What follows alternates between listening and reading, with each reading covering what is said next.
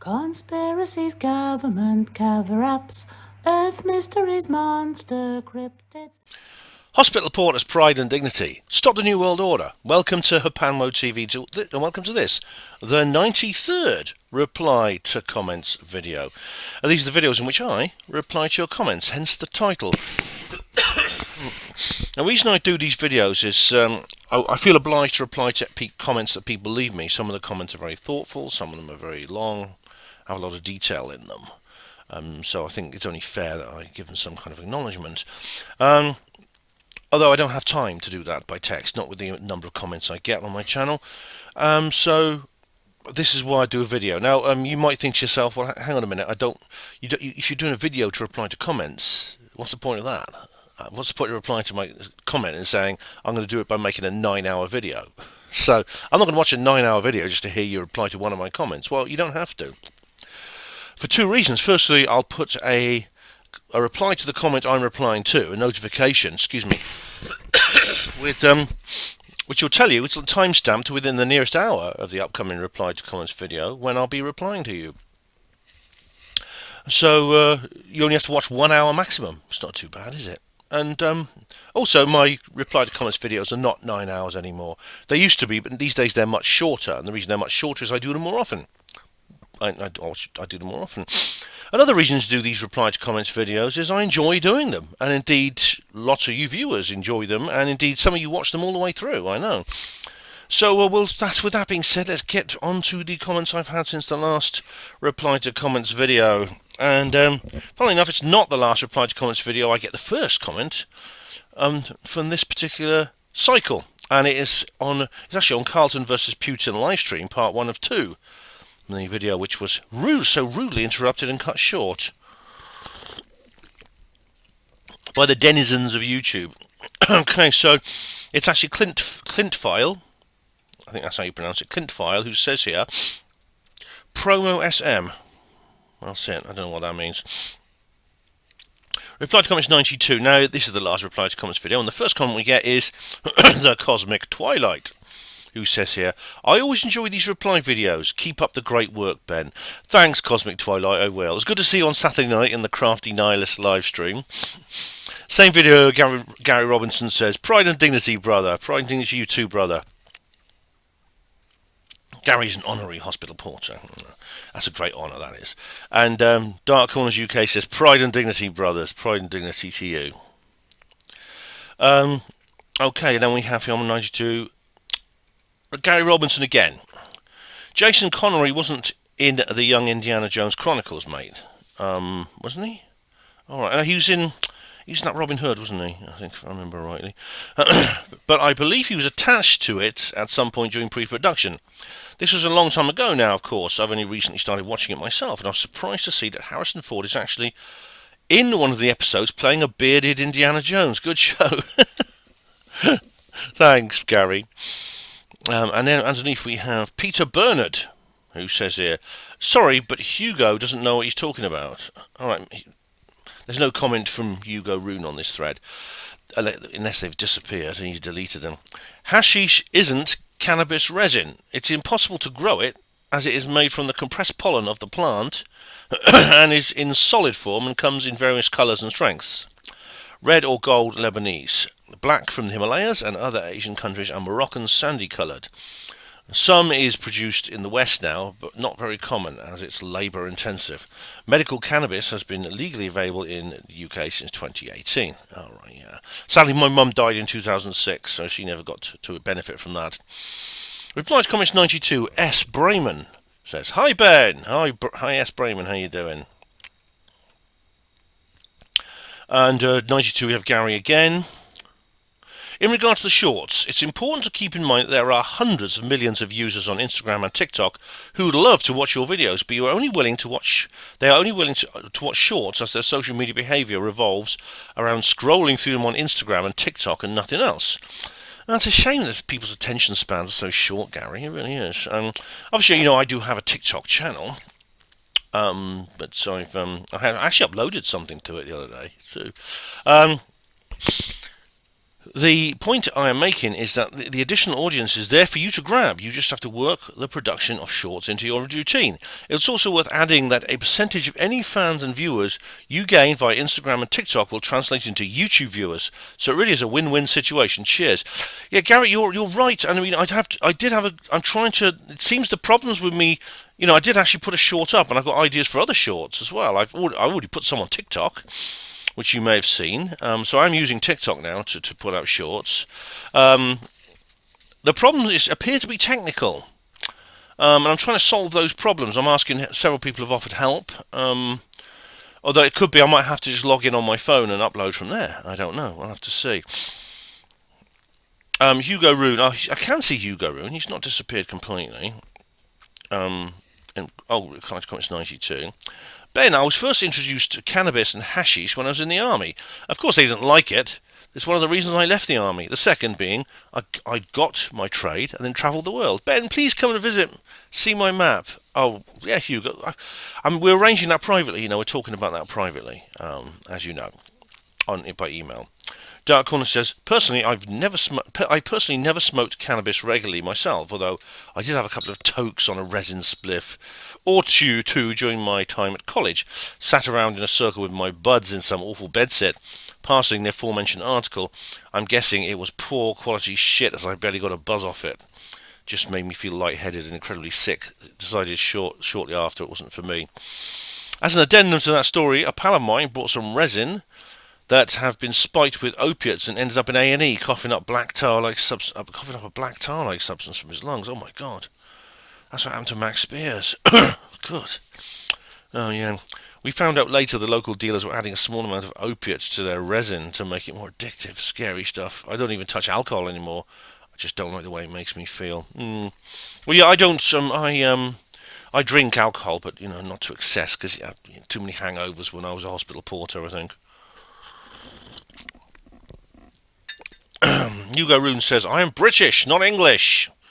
I know, Hugo, that's right, Hugo. The whole British-English thing has been so warped. It's been so warped, mostly by the so-called Celtic nationalists, who in fact are not Celtic. There's a miasma of nonsense over domestic British politics and culture. It really is, the rivalry between the countries. It's unbelievable. Right, Hugo Rune, there's a timestamp here on replying to comments 92. A fat bifter to smoke in the other. I know. Oh, yeah, he says here, a fat bifter. Love it. I think I've got an idea of what a bifter might be. It's another word for a joint, I'm guessing. Yeah. Hugo Rune, read Brythonic languages, etc. Thanks for the education, honestly. Oh, you're very welcome, Hugo. You're very welcome. I found it very interesting. It's a shame, there are not more written records from that time in the native language. I mean, that is in the Roman period, because all records were done in Latin. So books, documents, everything was in Latin in those days, like everywhere else in the Roman Empire. And the independent tribes in Caledonia were illiterate. So it was actually the church, I think, that started writing down like early Scots Gaelic and things like that. David Yorkshire replied to comments 92. There are plenty of things written in Old Norse, namely the Icelandic sagas and Eddas, etc. I had to translate sections of them in one of my university exams. Also, modern Icelandic has not deviated much from Old Norse, albeit with quite a number of loanwords from Danish and more latterly English. All right. I didn't know that. I mean, Icelandic, it looks to me, it has this sort of old feel to it, because it still has some of the old letters. There are some letters actually you also see in Old English that have been sort of no longer used, and it's now, but it has that look to it. It has that kind of like ancient look, and it's got a lovely sound to it. It's very, very melodic. It's got an aesthetic quality, Icelandic, I think. Mark B. Ninth says here, on the reply to comments 92, don't know if this is relevant, but I'm sure we are not being told the truth about this realm we live in. I think this is what people are waking up to. All the madness of the past 4 years are to hide the truth from us. We live in a fake system of control, and it's like a pyramid scheme. It's coming to its end, and they try to blind us with doom and fear. Yeah, yeah, that's a good wait, that's Mark. That's a good assessment, actually. A very perceptive judgment. It is. I think It sounds to me the system, the bad guys, the authorities they're not acting like people who are confident. They're not acting like people who know what they're doing, and they are confident of and they think it's likely that they're going to win. They're chopping and changing their plans. They're bringing in one current thing after another. They had a big hard stop on the whole C word thing. They obviously decided to abort that whole agenda. So yeah, that's something. I think that they're acting tough, but they're not. They're hoping that this is really they're trying. As you said, they're trying to blind us with doom and fear. That's the only thing they've got left. I think that is the only thing they have left. So good question. Good comment, Mark B. Hugo Roo, excuse me. The goodies. Thanks for that. Good memories. Well, fine. Thank you. I think they're all on YouTube. The goodies. I love the goodies. I loved it when I was a kid. I used to so look forward to it. And there's some. It's kind of like the goodies full episodes. Oh, they're all here. Yeah, they seem to be. There's some little clips here anyway. And there was some great. There's loads of clips here. I can't find. They used to be full-length episodes. I'm just trying to look through them now. So I'll show you what I'm doing here. There we are. I'm just going through these. They're the goodies. Goodies, goody, yum. So yeah, maybe the full-length episodes are somewhere. I don't know, but there's some clips here. Ecky Thump, the Black Puddings. Yeah, it was good. It was good stuff. Tessa1111 on reply to comments 92. Okay, I guess it's just me, but I'm not into gobbledygook language that needs Alice through the looking glass translation. Sorry, Ben. Oh, I suppose this is a criticism of Coda, is it? I quite like Coda's. I quite like his. I think he's funny. I quite like his attitude, his style, actually. Alan McBride. Cheers, Ben. Lovely show. It's on replying to comments 92. And Coda says here, aha, I got the trophage. All gold and standard Ericas with the shiny bear bocus there. Gratifols from the bottomly heartage. Oh, yes. I don't think you did, Coda, unfortunately. If you care to check, you'll find out lots of people have already put replies on that particular video. But I'm glad you managed to get in there. I'm pleased you got in there. All right, so we have Dark Corners UK. I love it when Ben goes on I love it. This is on 92. I love it when Ben goes on a rant about Brian Cox. Oh God, yeah. I try not to overdo it because he pisses me off so much. He's such a horrible individual. I've done my little comedy skit about him because just to take the mickey out of him. Yeah. Dark Corner says on 92. Hey Ben, in the event of a global nuclear holocaust, and assuming you survived the initial bombardment, of course, would you carry on the HPANWO brand, perhaps like in an old school format like a magazine, even newsletter, or even a radio show if the technology to do so survived? Dark Corners, yes, I would. Absolutely. I can't imagine my life not doing this, actually. It's become, yeah, it's really become kind of like something I've dedicated my life to. Dark Corners also says on 92, Ben, on gas spanner question. All right, let's have a look. I'll save that for. Let me save that for the. I've actually got the gas spanner notes up, so I will save that for the show tonight. But I'll answer it here as well. Let me just put it in here. Hang on. Here we go. The gas spanner. Yeah, the gas spanner. I mean, maybe. Hopefully, I'll upload this video before then. But the spanner is actually.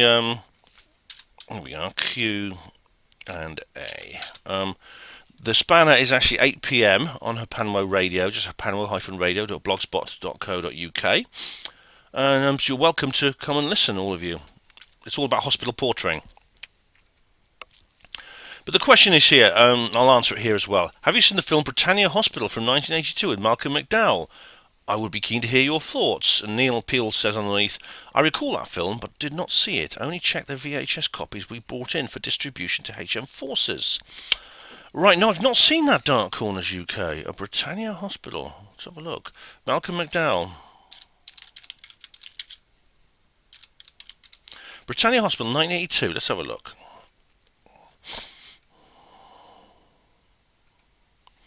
Here we go. And oh, look, it's the original trailer. 19. Oh, right. Britannia Hospital, police brutality. All right. Britannia Hospital, full movie. All right. Britannia Hospital, 1982 trailer. No, I've not seen this, but sure, I'll watch it and then maybe get back to you.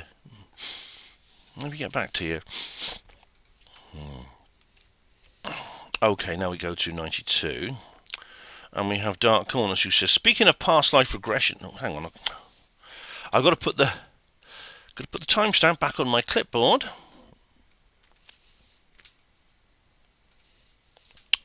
Speaking of past life regression, I have an intense connection to the Vietnam War. I will watch movies or documentaries about the war and remember moments such as the fall of Saigon, as if it were actually there and I'd witnessed it with my own two eyes. I also have a vivid memory of going to the cinema to watch Snow White with my mother upon its initial release, even though I wasn't born at the time, and my mother assures me we never went to the cinema to watch Snow White. I even remember the usher coming round with a tray of ice cream, considering I wasn't born until 83, long after cinema ushers had been phased out. That's odd, isn't it? Dark Corners, that sounds to me... It could be like a past life, even like a very, very subconscious, deep subconscious past life memory. Of course, with the it's same with the cinema watching Snow White. Of course, Snow White was released in 1939, I believe, 1937 or 1939, and of course you would not have been there to see it. You'd have to be very old to remember seeing that when it was first released. It had other subsequent releases, but if you're right about cinema ushers, they didn't. They kind of, well, what happened was, my mum was one of them actually, and the cinema where she was at was one of the few left that had ushers. That is, that they actually had someone coming into the auditorium with a little tray to sell things. My mum was one of the last people who did that, and in fact she went and ended up working behind the counter next to the box office, where people used to come out into the foyer and buy things instead. Yeah, it could be a Mandela effect. It could be something. It is some kind of past life memory. Yeah, the Vietnam War, for example, and you watch a lot of war documentaries about it, but you remember the various things as if they were actually there. Yeah. And Mark B9 says in reply to that, I drowned in a sinking ship. I get the feeling it was in the Channel in the early 20th century. I get the essence of it being a bulk carrier. It surprised many people, usually very young children, but sometimes older people retain past life memories. Yeah, the skeptics will put it down to fantasy, but sometimes there's evidence to suggest it's more than that. Knowledge about things that they shouldn't normally know. That's very interesting. Thanks very much, guys. Thank you for that. Mark B. Brian Cox is an actor. Yeah, I know. There's two Brian Coxes. One who's okay, and there's one who's horrible. The so-called scientist who played keyboard in D-Ream, New Labour's victory anthem. Oh, God, yeah. Could they actually? Would they actually give permission to that? I mean, if you'd written a song, would you give permission for a horrible bureaucracy like the Labour Party to make it the theme of their regime? I never would. I'd say no, fuck off, no way.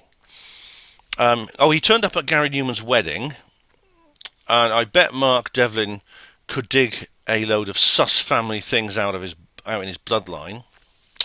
Yeah. One thing I thought was very strange was that he met his wife on 9/11.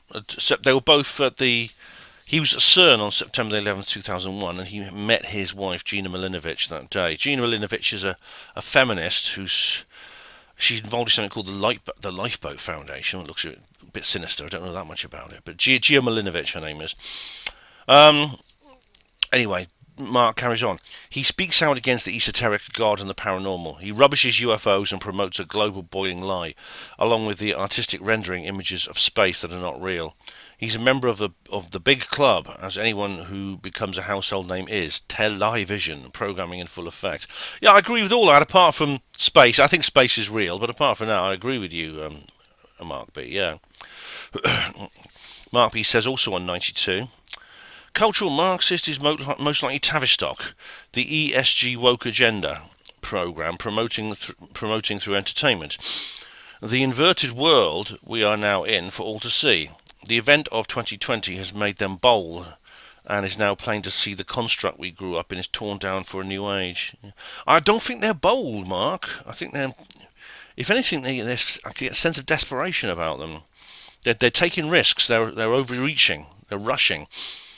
Mark carries on. It is driving people mad, and this must be on purpose. Of course it is, yes. They're killing off all our cultural icons, James Bond, Doctor Who, et al. Who knows why?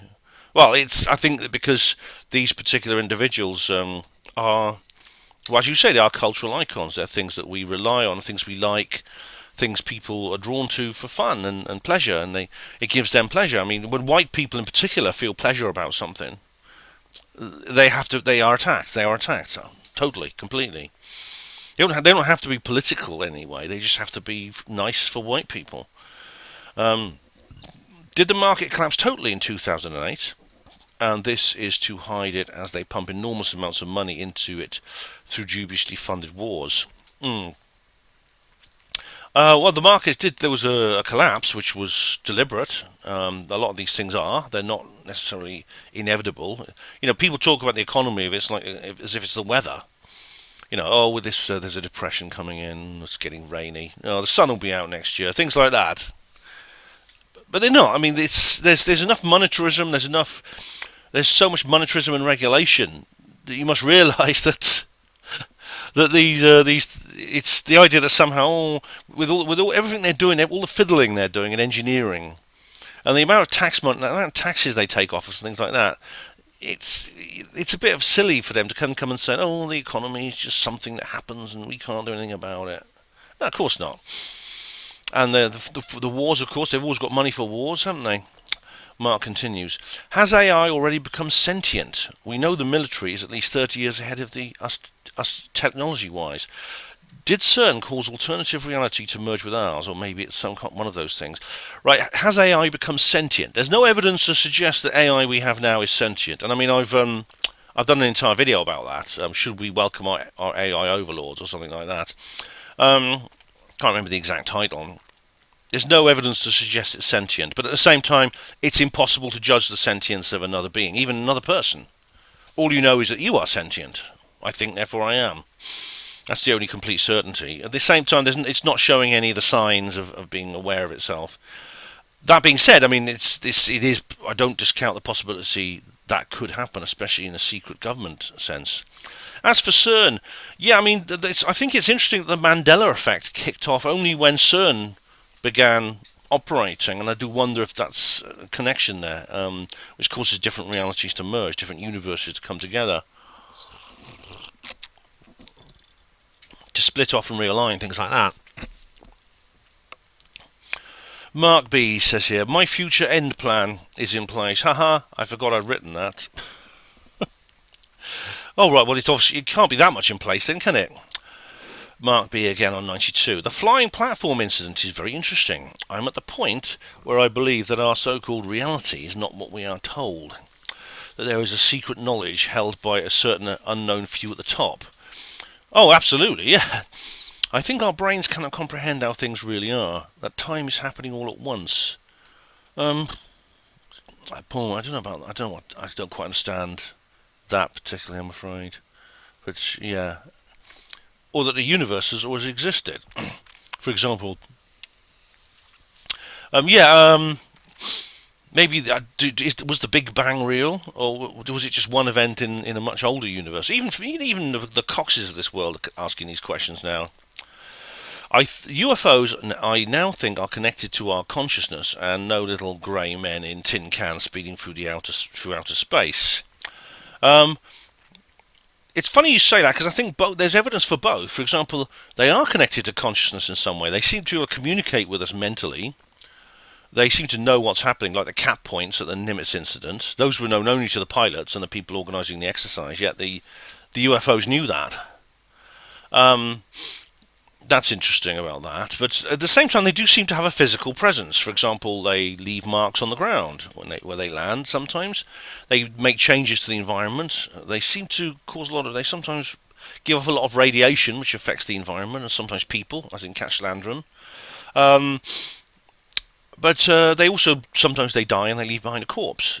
Creatures leave footprints, things like that. So it seems there's both. But these two things are not mutually exclusive. They can both be true. Maybe this is a time of great awakening, with humanity being separated from God or Creator and being put into a transhumanist synthetic dystopian nightmare. Yeah, it's the fall of man. It's where they treated us as cattle, we could eat meat. Now they want us like the drones. We shall eat insects. What you are, what you eat. Yes, eat the bugs. The idea of being separated, a kind of fall of man situation, and now we're in the transhuman synthetic dystopian nightmare is probably the most. It's probably like the ultimate expression of that. In fact, you ever watch Jamnoise72 on her channel? She's got some video. She even wrote a little short story about that, which is very good. I remember. Mark B. On 92, I don't mean to be spamming you with so many comments, but I'm listening whilst I'm working. That's all right, Mark. I'm glad you have that kind of job, that you can do that. I do too, which is lucky. You're listening while you're working. That's nice. The whole disclosure thing was dull as ditch water. A bit like Nick Pope, who takes an interesting subject and gives us a word salad of fat, big nothing. But as for the DoD finally telling us the truth, quote unquote, what an obvious psyop. I obviously don't think the disclosure thing is as dull as ditch water. I also do think it is possible, given the fact that there's signs that your secrets are harder to keep these days than they used to be. But Nick Pope, if we're not going to get any truth from Nick Pope, I don't think. And word salad is exactly what he does. He just, I mean, when I saw him talk at Stairway to the Stars, it was a little bit more interesting there. He did go off a little bit onto a more original tangent, but mostly he just seems to say the same thing over and over again. Hedges his bets on everything. Says that we can't rule it out and things like that. So yeah, but the DoD finally telling us the truth. That was a psyop in the sense they've released this stupid. They've released this stupid report, which I've done a video about, which just is nothing really. It's just nothing that they haven't said before many times for many decades, and it is fake. It's untrue. Mark continues. For years they've ridiculed people who have had UFO experiences, yet now they want us to believe. As with any government, I trust nothing they have to tell me. Well, they have ridiculed us, but they don't want us to believe. That's the thing. They don't want us to believe. They want us to doubt. 92, Mark B says here, it's all well and good that... I should say, you don't worry about you said you didn't want to spam my channel or spam my comments. That's all right, Mark. The whole point of having the comments is so you can leave comments, by the way, so don't worry about that. Leave as many as you like. It's all well and good for that fella to quote about Hubble, etc., but why are all the photographs of deep space released artificially coloured and reproduced? Genuine question. I don't know. I mean, the thing is like, I don't believe it's to cover anything up. You can't actually cover things up in space. It's, as I said in my SETI talk, there is no such thing as an astronomical conspiracy. Astronomy is the one truly democratic science. It's probably the only science where suppression is not possible, because the data is above our heads. There's too many astronomers, there's too many telescopes, not just the professional ones, but the amateur ones as well. You can't cover things up in space. Blogger says underneath, someone called Blogger526, because the light emitted is in the infrared spectrum and can't be seen with the human eye without colouring based on the intensity of wavelengths of the infrared, to give a full colour spectrum in the photograph. Excuse me. Genuinely amazed people didn't realise. O-level GCSE physics, anyone? Oh, that's a bit smug at the end there, Blogger. Even though you're right, you're being a bit smug at the end. And Mark B says underneath, still not a real photo then, is it? O-level GCSE in common sense, anyone? Good, well done, Mark B. Strike back, yeah. Give them as good as you get. Blogger526 says, Mark, oh dear, that GCSE in common sense hasn't helped you in your life much then. By your definition of real photo, black and white photos aren't real. There goes the Roswell crash UFO theory as photos aren't real. As the photos aren't real, Mark says with his GCSE in common sense brackets. Or infrared footage of UAPs isn't real either. Seriously, read more, learn something, and comment less is my advice. Mark, of course, will probably reply with something very scathing. Coda, hey, Coda says on 92, no. You snarly up the meal of my wordings. Oh, do I? Snarly up. Okay, the meal of my wordings.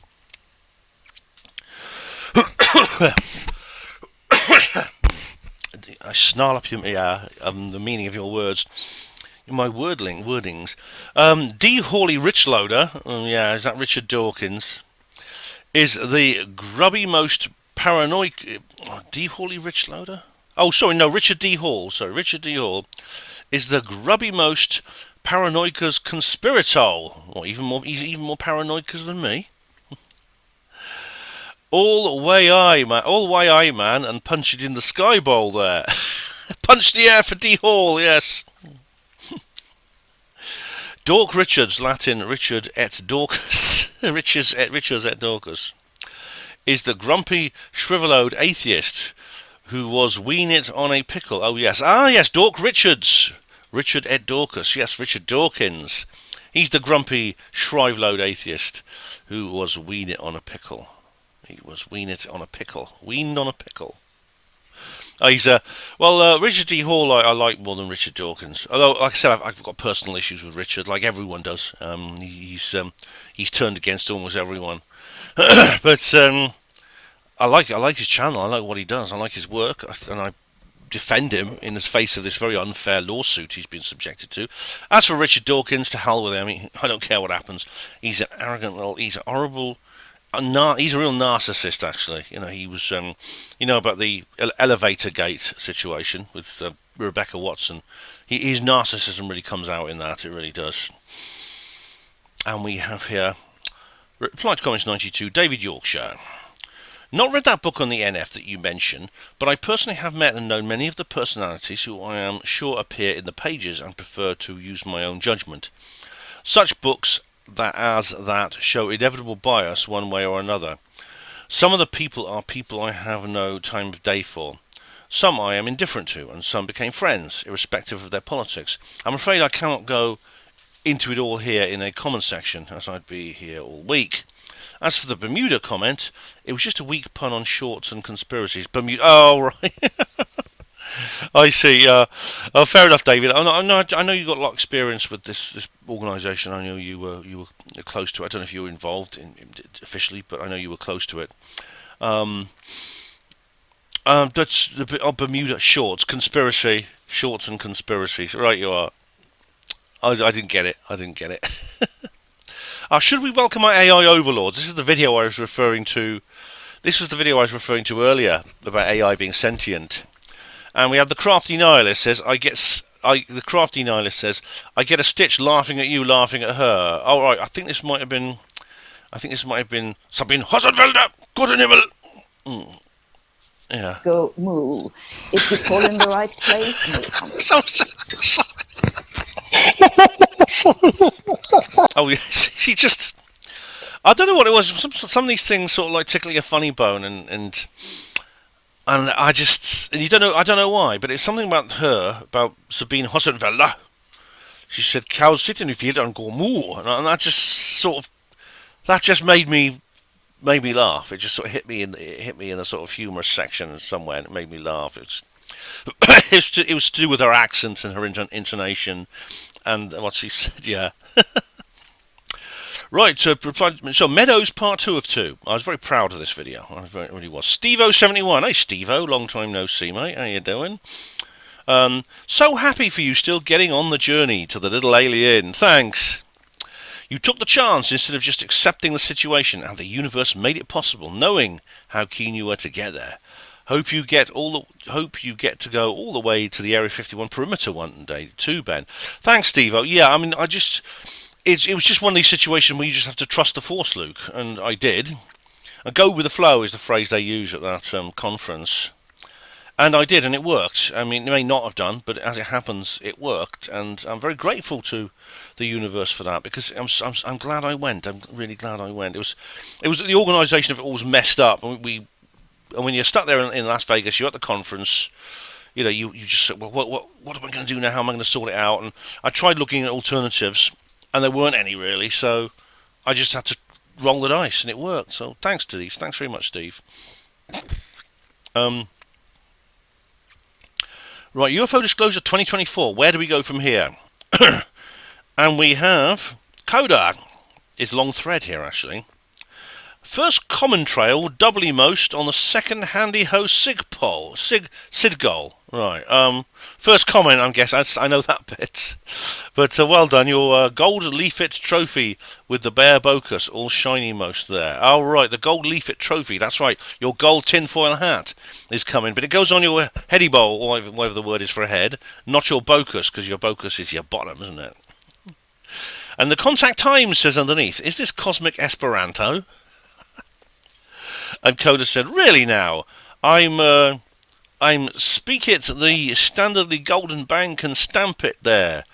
Basie Engly 20 Fido. Basie Engly 20 Fido, which is a common differold system of communicale. Basic English 25. There's something called Basic English, which is like a type of English with very simple language. Oh yes, the cosmic asparagus. The Cosmi asparagus is a shamefold legatee, bootit, and amatrail, attempty most, just like the Duplodotchery, deep folly. Such inferioid Lingold butchery will never pass my epiglotti. Oh no! All right. I don't understand all of that, Coda, but I know what Contact I think would has probably realised that you're speaking Unwinese. That is Coda's Unwinese. That's the language that he uses. So Contact tells you, I don't know if you're familiar with Stanley Unwin. I didn't really know much about him until I encountered Coda. But Stanley Unwin invented a comic dialect, which it's just fun because it just sounds amusing. And Contact says to Coda, you get along with the youth chit-chat in a Clockwork Orange, your first edition. Oh, right. Clockwork Orange, that they have their own, they've also got their own language, Nadsat, which is, it's this dialect where it's a combination of, there's some pseudo-Russian words, and also some childish terms. They speak in a kind of childish way and insert several words which they're not actually Russian, but they're meant to sound like some Russian words. Like if something's very good, they call it horosho, which of course is which in Russian is horosho. I know because I've been learning Russian. I've been trying to learn Russian. I gave it up a while ago, but horosho means wonderful. Yeah. Contact times. Code says to Coda, otherwise take a big huff of demented in a dark room and see how your cosmic waffle works there. Contact times, that's Hugo Rune's. That's Hugo Rune's area of expertise. And Coda says, contact times, come and get one of the yarbles, if you have any yarbles. You'll eunuch jelly, though. You eunuch jelly, though. You eunuch jelly, though. And Martin Taylor says underneath, stop ripping off Stanley Unwin, 70s comedy gibberish, as your own Coda. I'm old enough to know the original source. Yeah, Martin, I don't think Stanley Unwin ever suggested there should be a copyright on Unwinese. I think you just let people speak it if they wanted to. And Coda says to Martin Taylor, my, some peep load of the human beal is all Huffalo Dowder, aren't we? Huffalo Dowder, I've heard, aren't we? Got up on the wrong hand side goal of the Sheebs in the early Mordy, did we? Folly. got out of the wrong side of the bed, the sheets. And Coda says also to Contact Times, oh, folly, folly, another one. Take a Velocus and chill it there. Again, that's Hugo Rune's speciality. Sing the song Rightly Poetrail. Sing a song, write poetry. Sit all leggety cross it. Foursquare on the Bocus. In the Lotus Position and Meditrail. Yeah, sit on your Bocus and meditate. Yeah, Lotus position, meditate. I can't sit in the Lotus position. My legs are too stiff, I think. Hello, Contact Times. Are you David by any chance? Contact Times. I recognise Contact. I heard of you before. Are you David? You know, the hermit David, the guy who lives in a little hut in the woods. From a few things I've gathered, this is on UFO Disclosure 2024. Where do we go from here? For the few things I've gathered in the 3 decades devoted to this highly strange, inherently contradictory reality, you are David, aren't you? There's not to be any formal government disclosure process. It seems instead a sudden shift involving a wide array of ET intelligences and associated layers of advanced technology is going to arrive. And scarily, brackets, or is it, far sooner than we're expecting and prepared for. Well, that would be, in a sense, a form of catastrophic disclosure initiated by the ET intelligences themselves, which they could do, couldn't they? I mean, they have the ability to appear openly in front of people. They have done so in places like Phoenix, the Phoenix Lights. And if they do that for long enough, if they do that enough times, no one can put that down to flares. I mean, supposing that they hovered their ships like they did over Phoenix, over all cities in the world, it'd be like Arrival, wouldn't it? Which is a very good. Arrival is probably the best alien invasion film ever made. It's really good. Yeah, they couldn't put that down to flares, could they? So yeah, I mean that could happen. Alternatively, catastrophic disclosure could come from a piece of information which cannot be denied or suppressed, and somehow reaches the knowledge of all people open to it. That again is a possibility. But anyway, if you are David, it's good to see you again. It's you should come to the conferences, mate. They're really, really good. Right, where do we go from here? The Crafty Nihilist has a thumbs up. Just a thumbs up. Thank you very much, Crafty, for the thumbs up.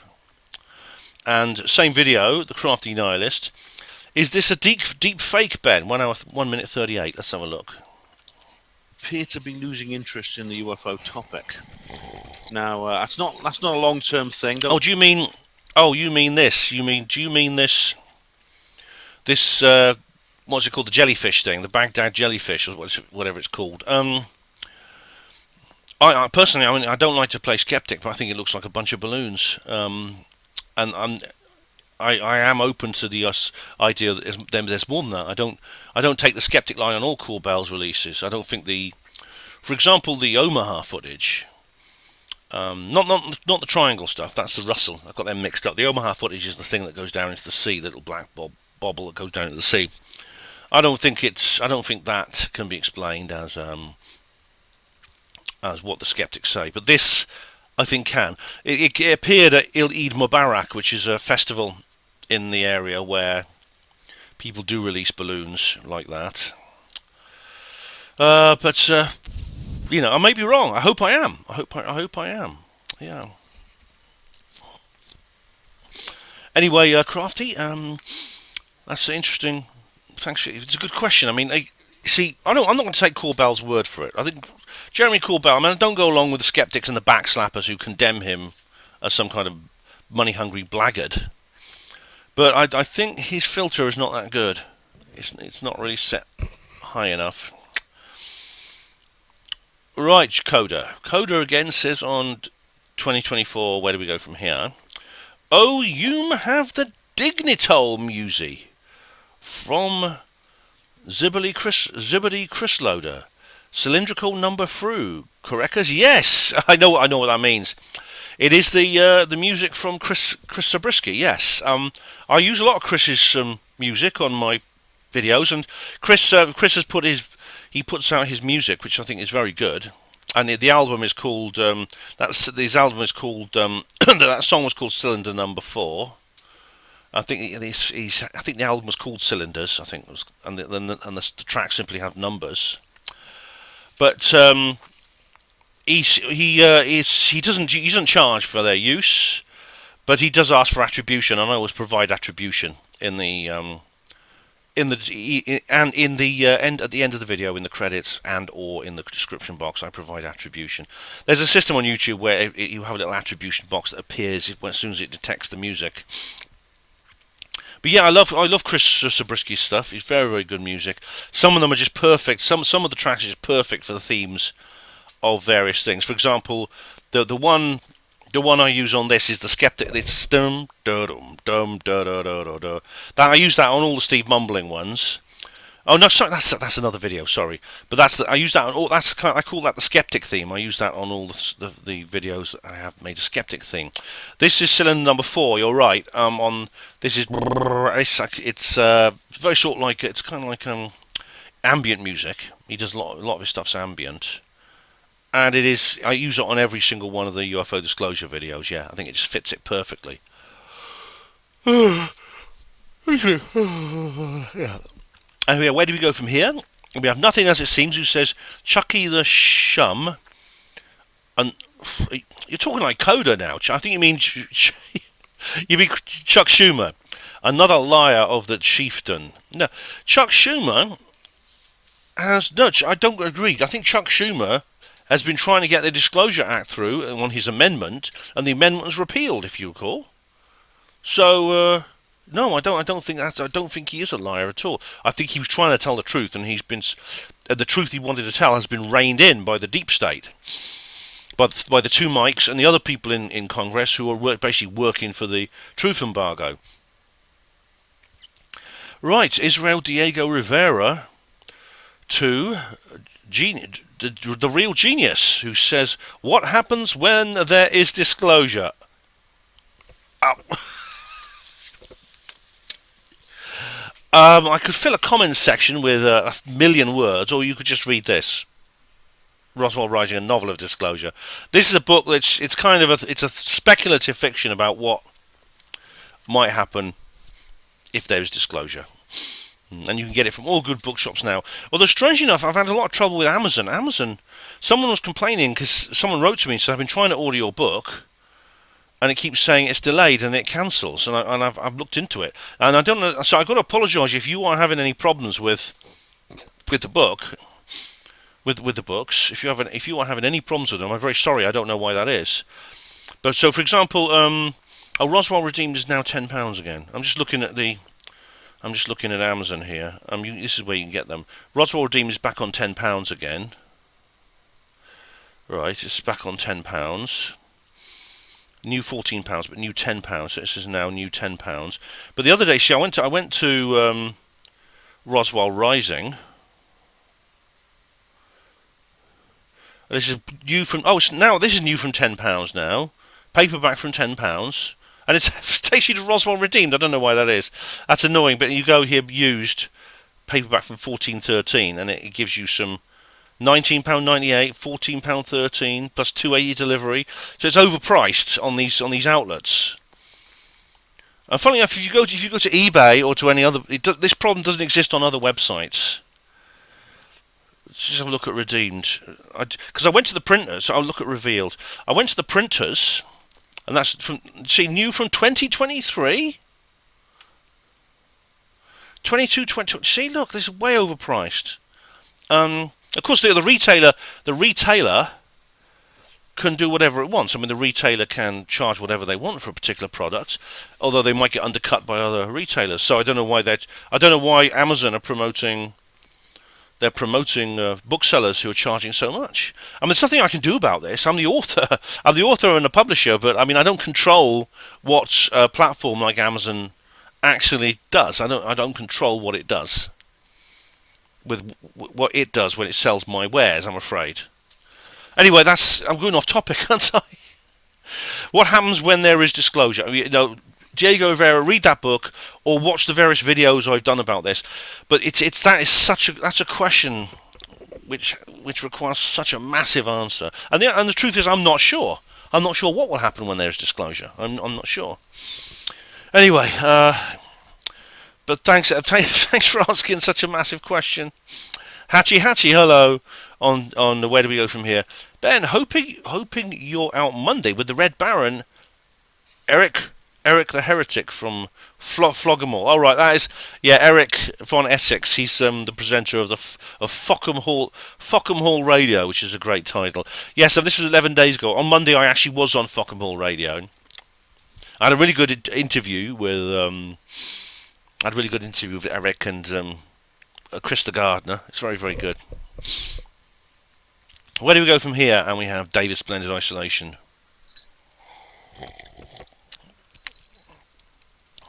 Aliens and visitations have always been a part of our culture, albeit a fringe part. For instance, remember the Boy from Space series that all of us were shown and followed at school in communal TV and video sessions? Yes, I do. Out there in space, shall we find friends? Is there a place where the universe ends? Yeah, it's an alien. And he's followed by the Thin Man. Do you remember the Thin Man? I was really scared of the Thin Man. And it's like a kids thing. It was really, really good. David continues, children from our haunted generation grew up and some of them became teachers. Generally, people know about possible or probable reality of this issue, at least on the periphery. Yeah, David, that's a good comment. I like that. And yeah, it's a bit of nostalgia there. But I used to watch The Boy from Space in school, and there was Words and Pictures and all these other great school programs. You get them on YouTube now; they're all over YouTube. But you don't. Obviously, teaching has changed now with more electronics. Oh, Jam Noise 72 says that show freaked me out. Lol. Have you seen any of it since? It's just weird AF. No wonder I had nightmares as a child. Thanks, school and BBC. Not. We were obviously being programmed. Yeah, The Boy from Space. I wonder if it's still there. The Boy from Space. Yeah. Here we are. Here it is. Yeah, look, it's still there. Look. The Boy from Space. Peep Peep, his name was.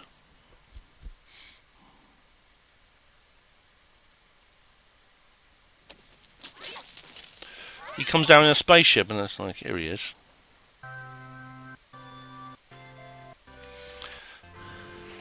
Here he is, it's Peep Peep. That's how he talks, this little alien. That was good, wasn't it? The Boy from Space. Oh, it's on a DVD now. The classics BBC science fiction series. It's an educational series. It's yeah. And the Thin Man is the bad guy. He's the principal bad guy. The Thin Man. Yes, he was scary. He was. He's another alien who's been sent down to find the Boy from Space. And strange. He was like the Men in Black, you know. That's enough of that. But yeah, that was good stuff. That was, yeah. But it did freak me out a bit too, Jam Noise. Yes, it really, really did. It freaked me out. I'll tell you, that was quite. Oh, for some reason, this. All right, we have two. Yeah, we have two. This for some reason this has appeared twice. This set of comments has appeared twice on my list. But yeah, thanks, Jam Noise and David Splendid Isolation. Yes. Where do we go from here? David Splendid Isolation says they are not skeptics, they are gaslighters. Yeah, they bloody are. Well, some of them are just idiots, David. Some of them are idiots. Some of them are backslappers some of them, well, basically they're people who would be skeptics but they believe in UFOs, so they become backslappers so they can do the same kind of thing, really, and lord it over other people. Mark B. 9th says, I will give this a listen, but anything the DOD tell me, I immediately smell BS. Well, Mark, in this case, you'd be right. There is something going on here, but these military-minded NWO puppets have nothing of interest to tell me. All the lies we've been told, especially since 2020, I just cannot buy into any of it. How many of these suits has ever had a UFO experience? None, I bet. They're only interested in money and control.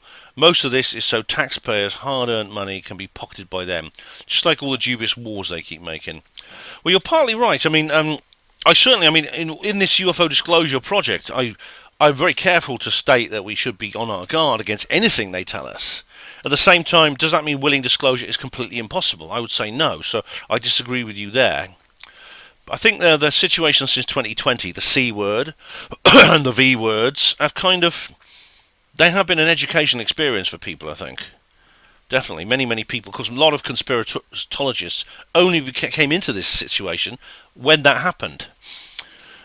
But money and control is what they're interested in. I mean, obviously, you don't need UFOs to make up stories, to make up stories about UFOs to raise money for defence, as Chris Mellon correctly said. There's so many other things they can raise money to defence. They've engineered so many other wars in places like Taiwan and Ukraine. They don't need to invent stories about aliens. The alien stories are real. But yeah, they're interested in control, money. Yeah, on one level it's about greed, on another level it's about control. For some reason they're just obsessed with controlling everything, about enslaving people. I don't know why. Mark B says, it's a dog and pony show. Sides, I don't buy into it. This is on Where Do We Go From Here. They all serve the same hidden hand, even if they do not know it. I don't agree, but anyway, I'll let you carry on. Puppets having their strings pulled. Left versus right, an illusion of democracy. There is money to be made here, and also control by keeping the public in fear of an alien threat. Some smoke and mirrors for coin and control. Simple as. That's a good one. Smoke and mirrors for coin and control. That's a good slogan, actually, Mark. Smoke and mirrors for coin and control. But now, as for the alien threat, I don't personally believe that I'm not as cynical as you about this. I think there are different sides within the system now, who some of them may want to have disclosure. This doesn't necessarily mean that it's because they have our best interests at heart. It may not be. They may have another agenda behind their desire for disclosure. But I believe that it's a symptom of the rot that's set into the regime, which is why they're finding things much more difficult now. Yeah.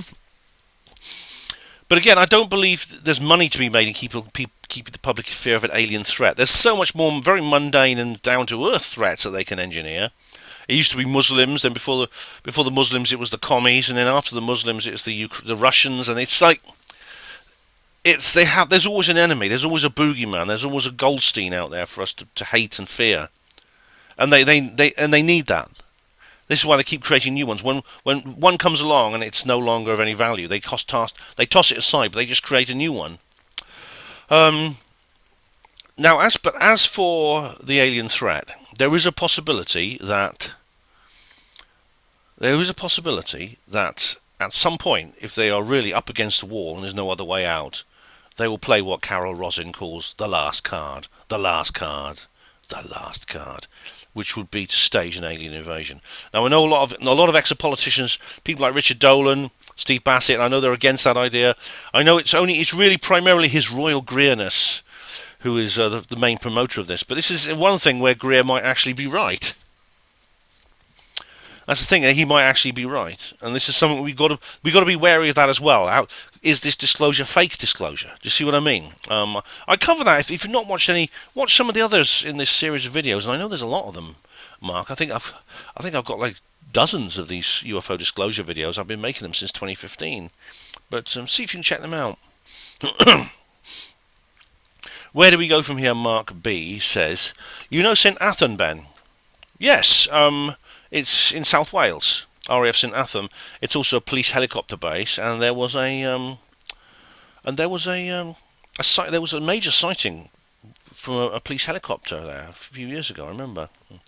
The place where the UFO's retrieval unit was gifted by David Cameron to Aston Martin. They built ridiculous EVs out there. Now they're shocking. Oh right, was there a UFO retrieval unit there? I think that might have been. It might have been that guy, the insider, Tony Dodd's mate.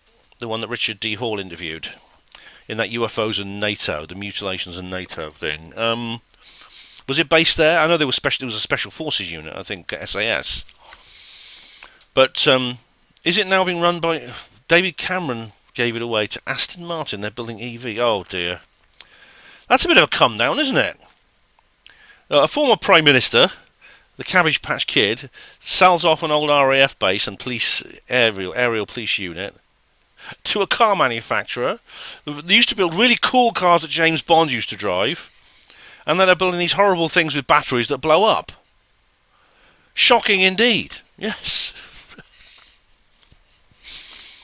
Oh, we're nearly at the end now, but we're nearly at the end of hour one. So what I'll do is I'll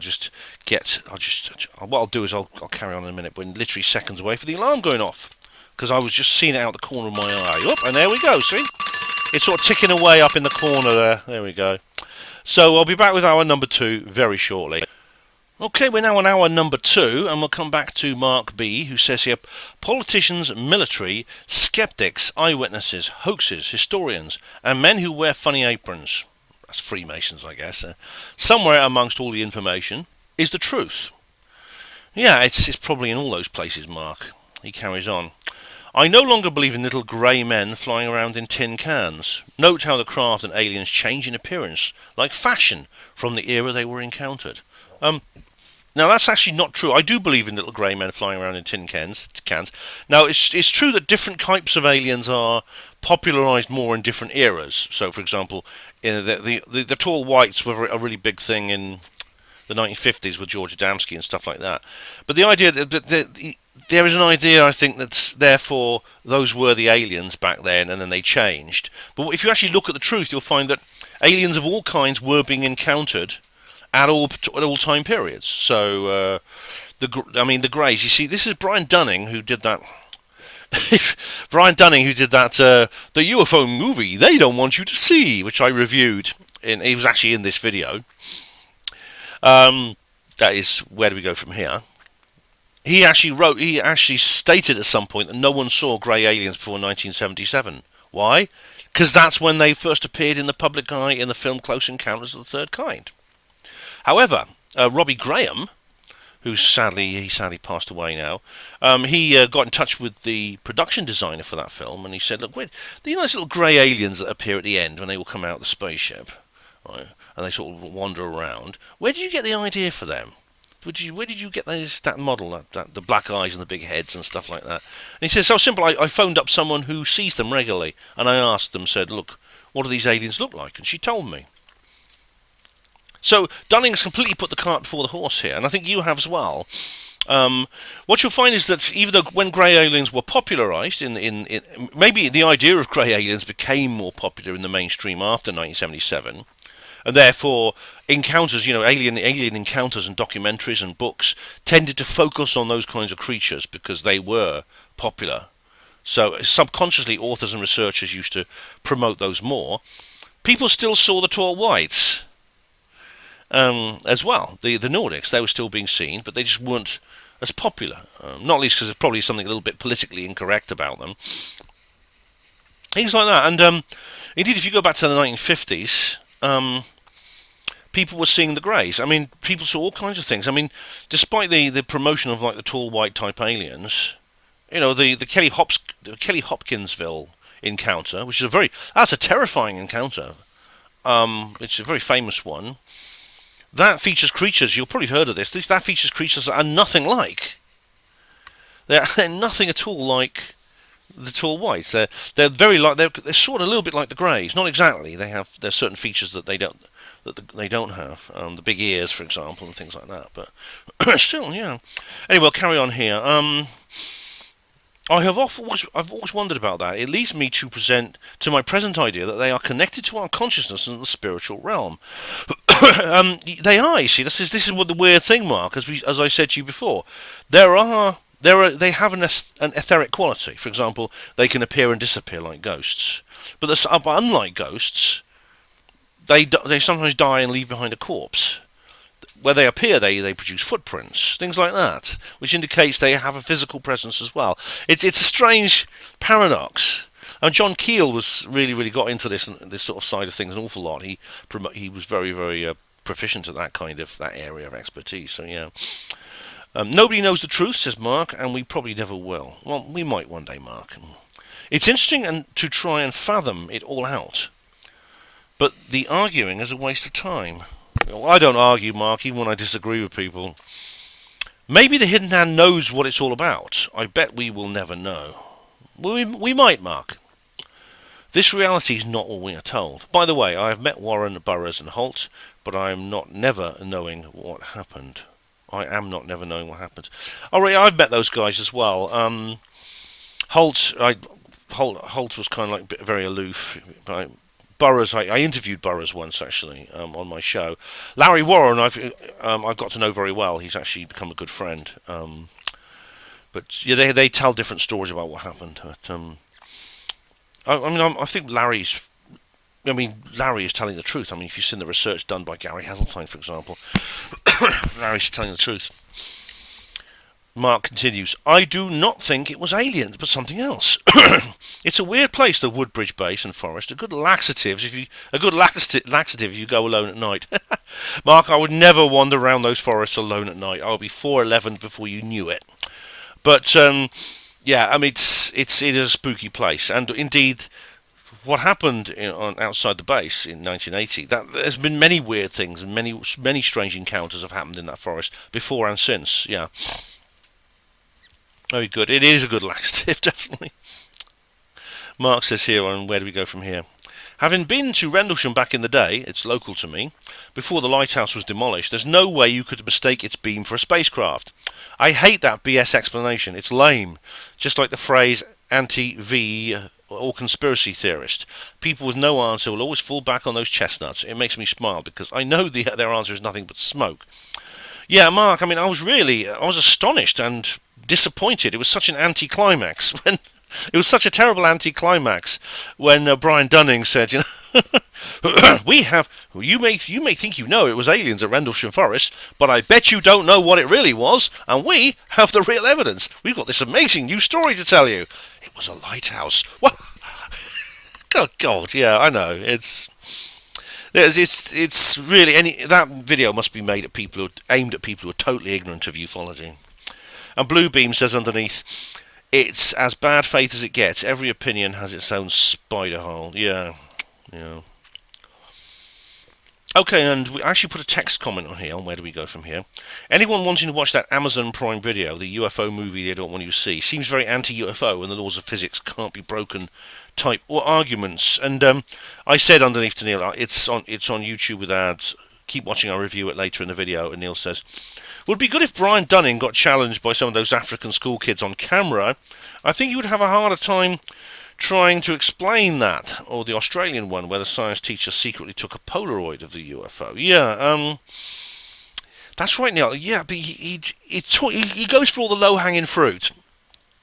Mostly. Most of his stuff is like really, really easy pushover debunked cases. And the serious cases he gets into, like Rua, like Westall, he doesn't mention Westall, but like Rua and like Rendlesham Forest, he comes out with just the standard, old-fashioned, pat, done to death explanations that the skeptics have been talking about since the event even happened. And he actually thinks he's being original. He actually thinks, oh, this is a new idea, and I'm the first person to come up with it. Honestly.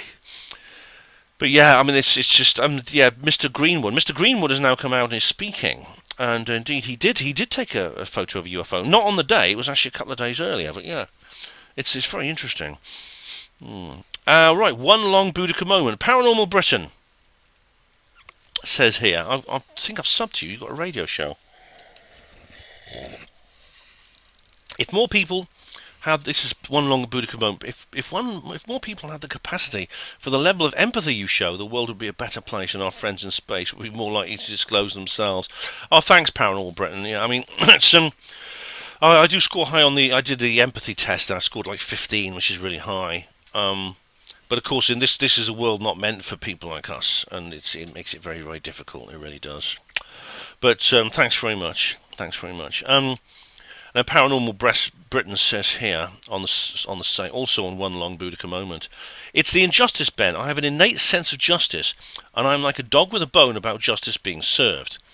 I have to manage my exposure too. There are Disney films I can't watch to this day, and wouldn't let my kids watch because the trauma is too intense. Bambi, Dumbo, The Lion King, for example. Yeah, Bambi's like, oh god, that was heartbreaking. And another one is the one about the fish. What's it called? Finding Nemo. At the beginning, the beginning of that film is just so. It's so sad. The beginning of the film is tragic. It's this heartbreaking tragedy. It's strange to have a film begin with that. I mean, I can't watch the first scene in that film, the prologue scene. Of course, the original Lion King film is also it's well, and Dumbo. And poor old Dumbo when he gets locked away. When his mum gets locked away, and he has to. It's really sad. Some of the adult films that still haunt me are Scum, Sleepers, and The Accused with Jodie Foster. Yeah. There are some pretty horrible ones. I mean, The Accused with Jodie Foster. I mean, it's I thought first time I saw The Accused, I thought it was feminist propaganda, but it wasn't actually. It was about this young teenage girl who gets raped, and Scum, is that the one about? I think Scum is the one about the skinhead, isn't it? Sleepers. I've not seen Sleepers. Yeah. Right. So we have now MH370 Vigil. Drew Peacock said, "I didn't get a notification. Join the club, mate." No one is. Hardly anyone is. I do try to let people know by email if I know their email. I try to let them know like Sweeps Fox. I know, but I email him and I let him know. But this is why I try to actually set up the live streams early and have them basically have the player page open ready so people can see it. And that's why I put up the notification. I put up the notification of upcoming live stream videos. And now we have MH370 Vigil. Alan McBride says, "Interesting food for thought, Ben. Thanks. Looking forward to tomorrow's show." That's on. That's my little matinee. MH370 Vigil. Yeah. What I should do actually before I go any further, before I forget, the comments reply notice from the last live stream I did, which is the Lighthouse Watch Party live stream. I didn't read them out, so I've saved them here. Nothing as it seems says, "Time for a teabag and a chinwag." That's right. Then Coda says, "And another Follymos trophage with the bare bocus all shiny there." All right. Is that what your bare bocus is all shiny? I don't want to know, mate. I don't want to know. But thanks. I just thought I'd do that. And then we have on MH370 Vigil. Oh, the Jungle Surfer! It's the Jungle Surfer! Beatrice, what's she up to? He says it's a fake full of number codes. 370, 777 blackjack. All right. Is that fake as well? I mean, I think you think everything's fake, mate. It's yeah. But I think the plane existed. But you see, I don't think the plane itself is fake. I think it existed. Maybe still exists. And excuse me. I think the government just know more about it than they're telling us. All right. So finally, Barry Dies. Oh, this is Barry Dies. It's coming up to the anniversary of his death, actually. 3 years. And Coda says here, "Reunite in the heavenly abode." Oh, right. Yeah, that's a line from Stanley Unwin's epitaph, isn't it? Which I remember I showed you that. Yeah. Reunited in the heavenly abode. He is, yeah. Bless Barry. Good old Barry. Yeah. What I'll do is on the gas ban. When it's the anniversary of his death, which is next month. I'll do a special show about Barry. All right, we've got Basis 2022 International Conference and Workshops. All right, this is a good one. This is an old one from 2 years ago. Oh, Follock. Oh, says Coda. Oh, Follock. Is that that's Unwinese for something rude, I guess. With a name like Emlyn-Jones, I had the Thorcus Hume would be sing it and operail. All chest puffage and wineglass shattery there. Really? Well, everyone thinks I'm going to be, because I'm Welsh boy. Everyone thinks I'm going to be a good singer. I'm quite a good singer. At least I've won karaoke. But I didn't do any singing at the Basis conference. No, I didn't. Bread of heaven, bread of heaven. All right, MH370 Vigil, and it's Lemsip who says here it's not listed on his channel under videos either. That happens with a lot of YouTubers. You talking about Action Forbes? Who are you talking about, Lemsip? Oh, do you mean there's several people? I mean, I don't even know if I wonder if his channel's still there. Old Zahari Shah. Because he was a YouTuber as well. He used to do DIY videos and things. Yeah. It's not listed in his channel under videos. You could mean Ashton Forbes. Let me know who you're talking about. We have here, alright, MH370 10 years live stream. We have Rolling Fort, or Ollingfort, who says, really, I really am this time. You are indeed. And gold tinfoil hat is coming your way. Where do we go from here? TKUK, Ben, you do well to convince me that you're not just talking about nothing but gossip. Hang on, you do well to convince me that you are not just talking about nothing but gossip. DK, I don't want to convince you of anything. I'm providing information. I don't think it's just gossip, personally. And I've given reasons why I think that. I'm not trying to convince you of anything. You can make your own mind up. But I think I've explained as best as I can why I don't think it's just gossip. All right, now we have a long coda bit here, and it's on Welcome to HPANWO TV. This, I think, was the 4th or 5th video I ever did. Yeah, coda. Coda says here, upon Apolli Tito, in the far flummery corns of Histrael, there was a portage. Oh yes, a portage, yes. One day this portage, all young Physgog with skin like a baby's bocus, not anymore, had a genilode thorcus, and speak it to his own brainbocker. I know, I'll punch the sky bowl, just for the Heliacus, punch the sky bowl. And punch the sky bowl he did. Punch at the sky bowl he did. And it gave him much deep joy. So he trickly, how the wardage of his workly bode all punch at the sky bowl and teach it to all and sundrails. Yeah, to teach it to all and sundrails. Punch the sky bowl. In a short, spacey tie load, it set off a researchy chainage. Oh, reachy chainage. I think that's a chain reaction. Just like Dominocus, all phallolop of dominoes. Phallolop is a word that a lot of has become quite well known as an Unwanese word. Phallolop. I remember that Niall Murphy used to introduce his show in Unwanese. Well, hello, phallolopers of the interwebs. Something he used to say. Falling dominoes, yeah. There, and the portage mused to his same self-passage. It's all kicking off here. His own self-persage. Oh yes, and deep joy. Now there was another peopleode, all scruffy most, shirt dangly, hedgely backwards and drag it there. Yes. Called D. Hawley Richloader. Yes, Richard D. Hall. He's not scruffy really, he's quite dapper. He has his hair all groomed, he has his nice brown suit, and who had a great suffery to the sky bowl punch it. Yes, he did. Punch the air for Richard D. Hall. I remember he said, who's he talking about, I wonder. There's these people punching the air. Oh yes, Richloader went quite paranoicus. Oh god, he has, hasn't he? Yeah. All snarly most and red in the face bowl, deep folly. Yeah, he got very paranoid. I mean, he still is. I mean, he's that's why he became a backslapper. I mean, Richard used to be sort of open-minded. He used to be quite genial. I mean, when I first met him, he started. I think it was at Probe when he went to Probe about 2007 or 8. He did a show there.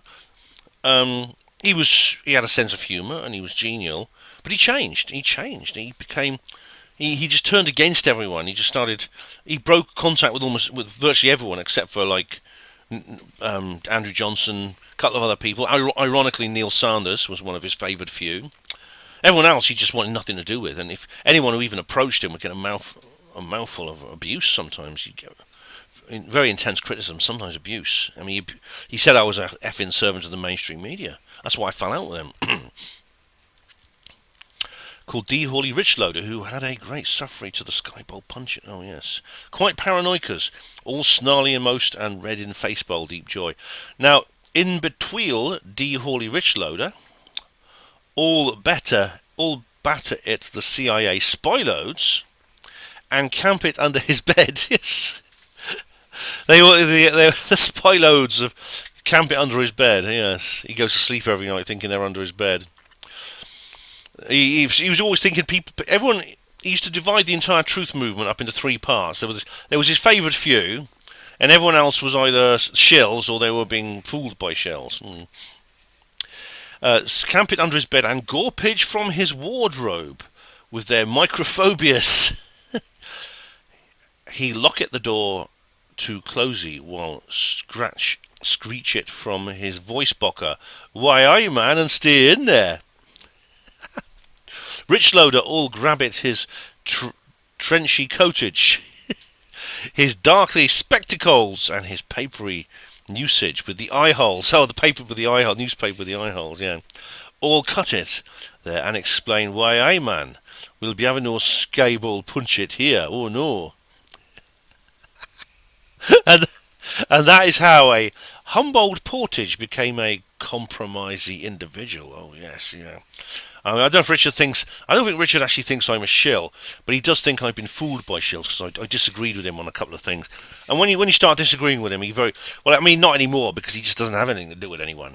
But he used to turn really nasty. He used to turn really, really nasty sometimes. We now have Steve-O on Meadows Revisited. All right, 9:51. Okay, here we go. This is on. I mean, there's other there. See, that particular photograph, I believe, was taken in the Smithsonian Institute in Washington, D.C., in one of the secret vaults there. Because they've actually been... A lot of stuff was taken. This is just my review of the whole my Meadows video that I did when I went to Stairway to the Stars. The Smithsonian Institute, another Mandela effect, Ben. It's never been an institute, just like we remember. Did you bring back any American currency and keep it?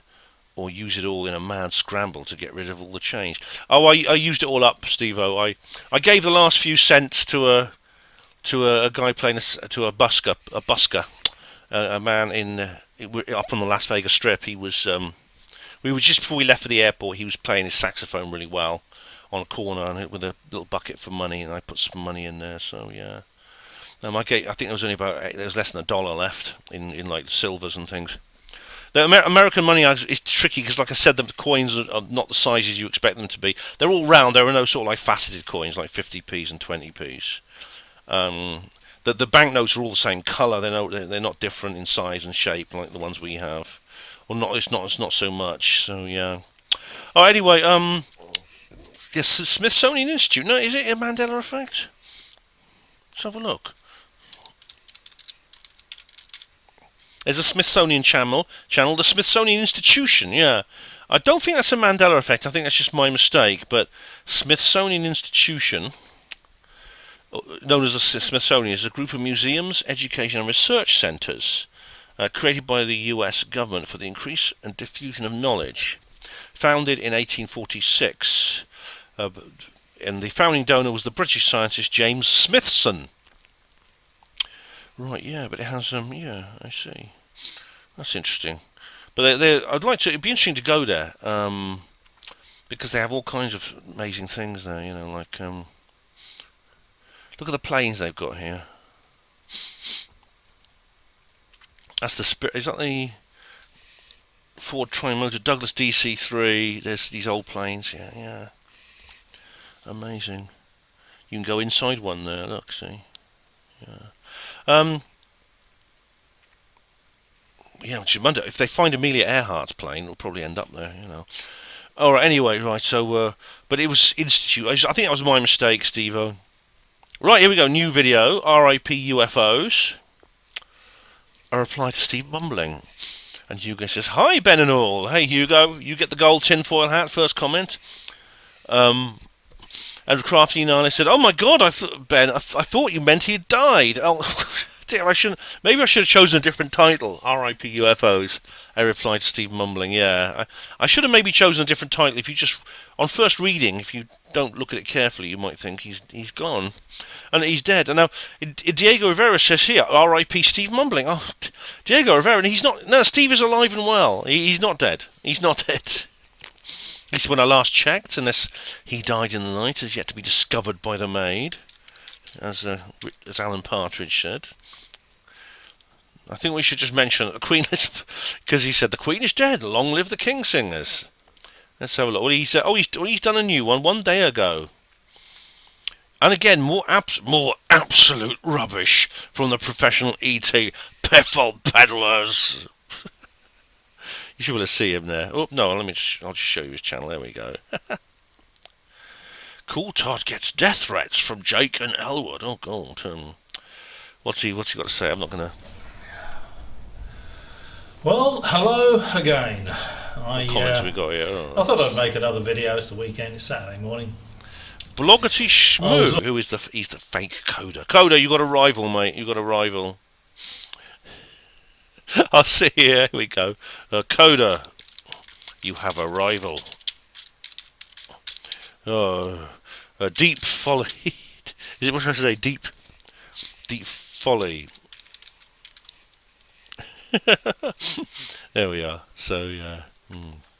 Roy right, as Ben calls it, UFO UAP business. Anyway, I won't watch this now. I've actually blocked Roy Bland. Anyone who watched the live stream the other night will know that. Roy Bland, I think there's no doubt. Roy Bland, I just say that he sounded a bit like someone I blocked on Alt Tech. And he said, it's not me, I swear. It's a different Roy Bland. And, well, his behaviour indicated that he was not, so I blocked him. Hugo Rune, 39 spliffs in 10. Oh my goodness me, that'll see you through the first half hour, but what about the rest of it? Same video, Stephen Mumbling, Dark Corners UK, says here. Wow, Mumbling has finally reared his head. I thought he'd gone the way of the dinosaurs. No, he went the way of the dinosaurs when he was about 5 years old. But he's still tromping around, leaving footprints for future archaeologists to see. You know. On Blogger 526 says, at least there is tangible evidence that dinosaurs existed, unlike UFOs, which is the point Mumbling makes rather well. TBH. He puts Mumbling in quotes, which is strange because that is Steve Mumbling's real name. Well, obviously I disagree. There is tangible evidence dinosaurs existed. I'm not a flatty or a young Earth creationist. But there's evidence that UFOs exist too, so you're wrong there. And Barry T says underneath, yeah, if Ben doesn't mention it in a video, it doesn't exist. I know, Barry, that's why you have to watch my channel, because I'm the fountain of all wisdom and knowledge in this world. Okay, so, right, Hugo Rune on reply to Steve Mumbling. Sorry, spliff's affecting me, just for a change. I couldn't stop thinking of Mumbling's ancestors.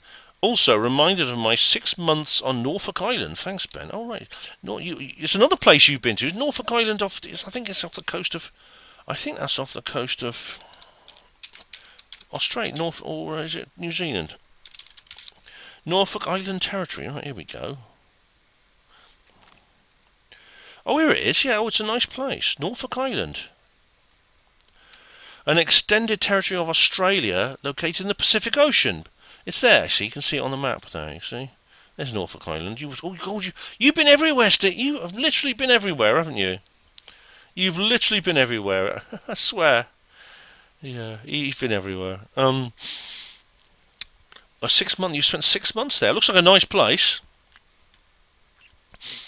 And Neil Peel says here on Steve Mumbling's, I think we need to print up loads of Mumbling t-shirts saying respect my authority on it. They would sell well, Ben. You could even give some of your royalties to Steve. I was thinking against some done actually saying they would say plan was, what was it? Steve Mumbling says absolute rubbish or steaming pile.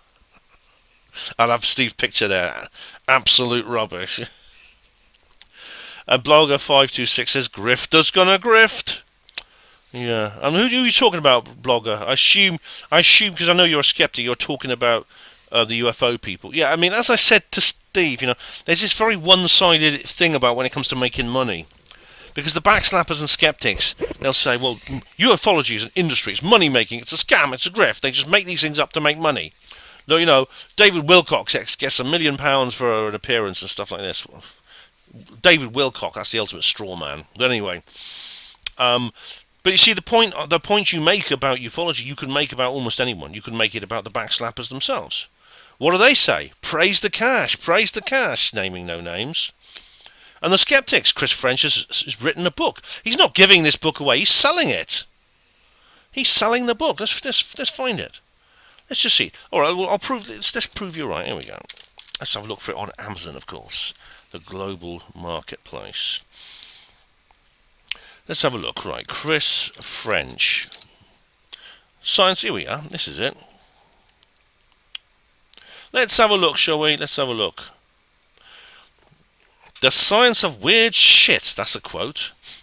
Why Our Minds Conjure the Paranormal. Hardcover. Right, well, I wouldn't get it unless it's a paperback anyway. So it's only on Kindle. On Kindle, it's $13.90. Right. My goodness me. You've got to pay for it, man. You have to pay for it. It's a hardback. £25 hardback. $13.99 Kindle. Oh, I think it's not. Maybe it's all right. Maybe it's not published yet. Maybe it's going to be published soon. But look, he's going to charge money for it. What a grift! You know what? Honestly, man, what a skeptic circle jerker. What a skeptic. What's the word? A skeptic wackadoo. Again, mentioning no names. I'm borrowing someone's terminology there.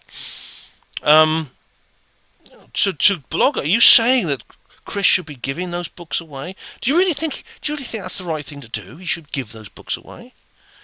So I mean, you see the difference between you and Mumbling and lots of other people in the backslapper and debunker community are very, very selective about who you criticise and who you level this criticism at. I don't level at anyone. I don't mind the skeptics making money. I don't even mind the backslapper saying praise the cash. If someone wants to send Stephen Cambion some cash, fine, do it. I mean, the guy he's doing a job. As much as wrong as he is, he's a guy with an opinion on a YouTube channel. Something he asked for donations. If you want to support him, go ahead. I don't care.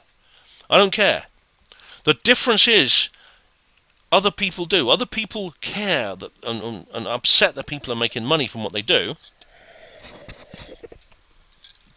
Expressing opinions on social media, but believe that it's only wrong when one side does it. When the other side does it, it's A-OK. And I think that's wrong. And David Splendid Isolation says, Mumbling trying to gaslight us again. He keeps trying. Yeah, but he fails every time. I mean, in a sense, I'm sort of helping him out because I'm actually giving him publicity here. But I just couldn't resist it. Like I said, it's weird, but, I do kind of miss the guy.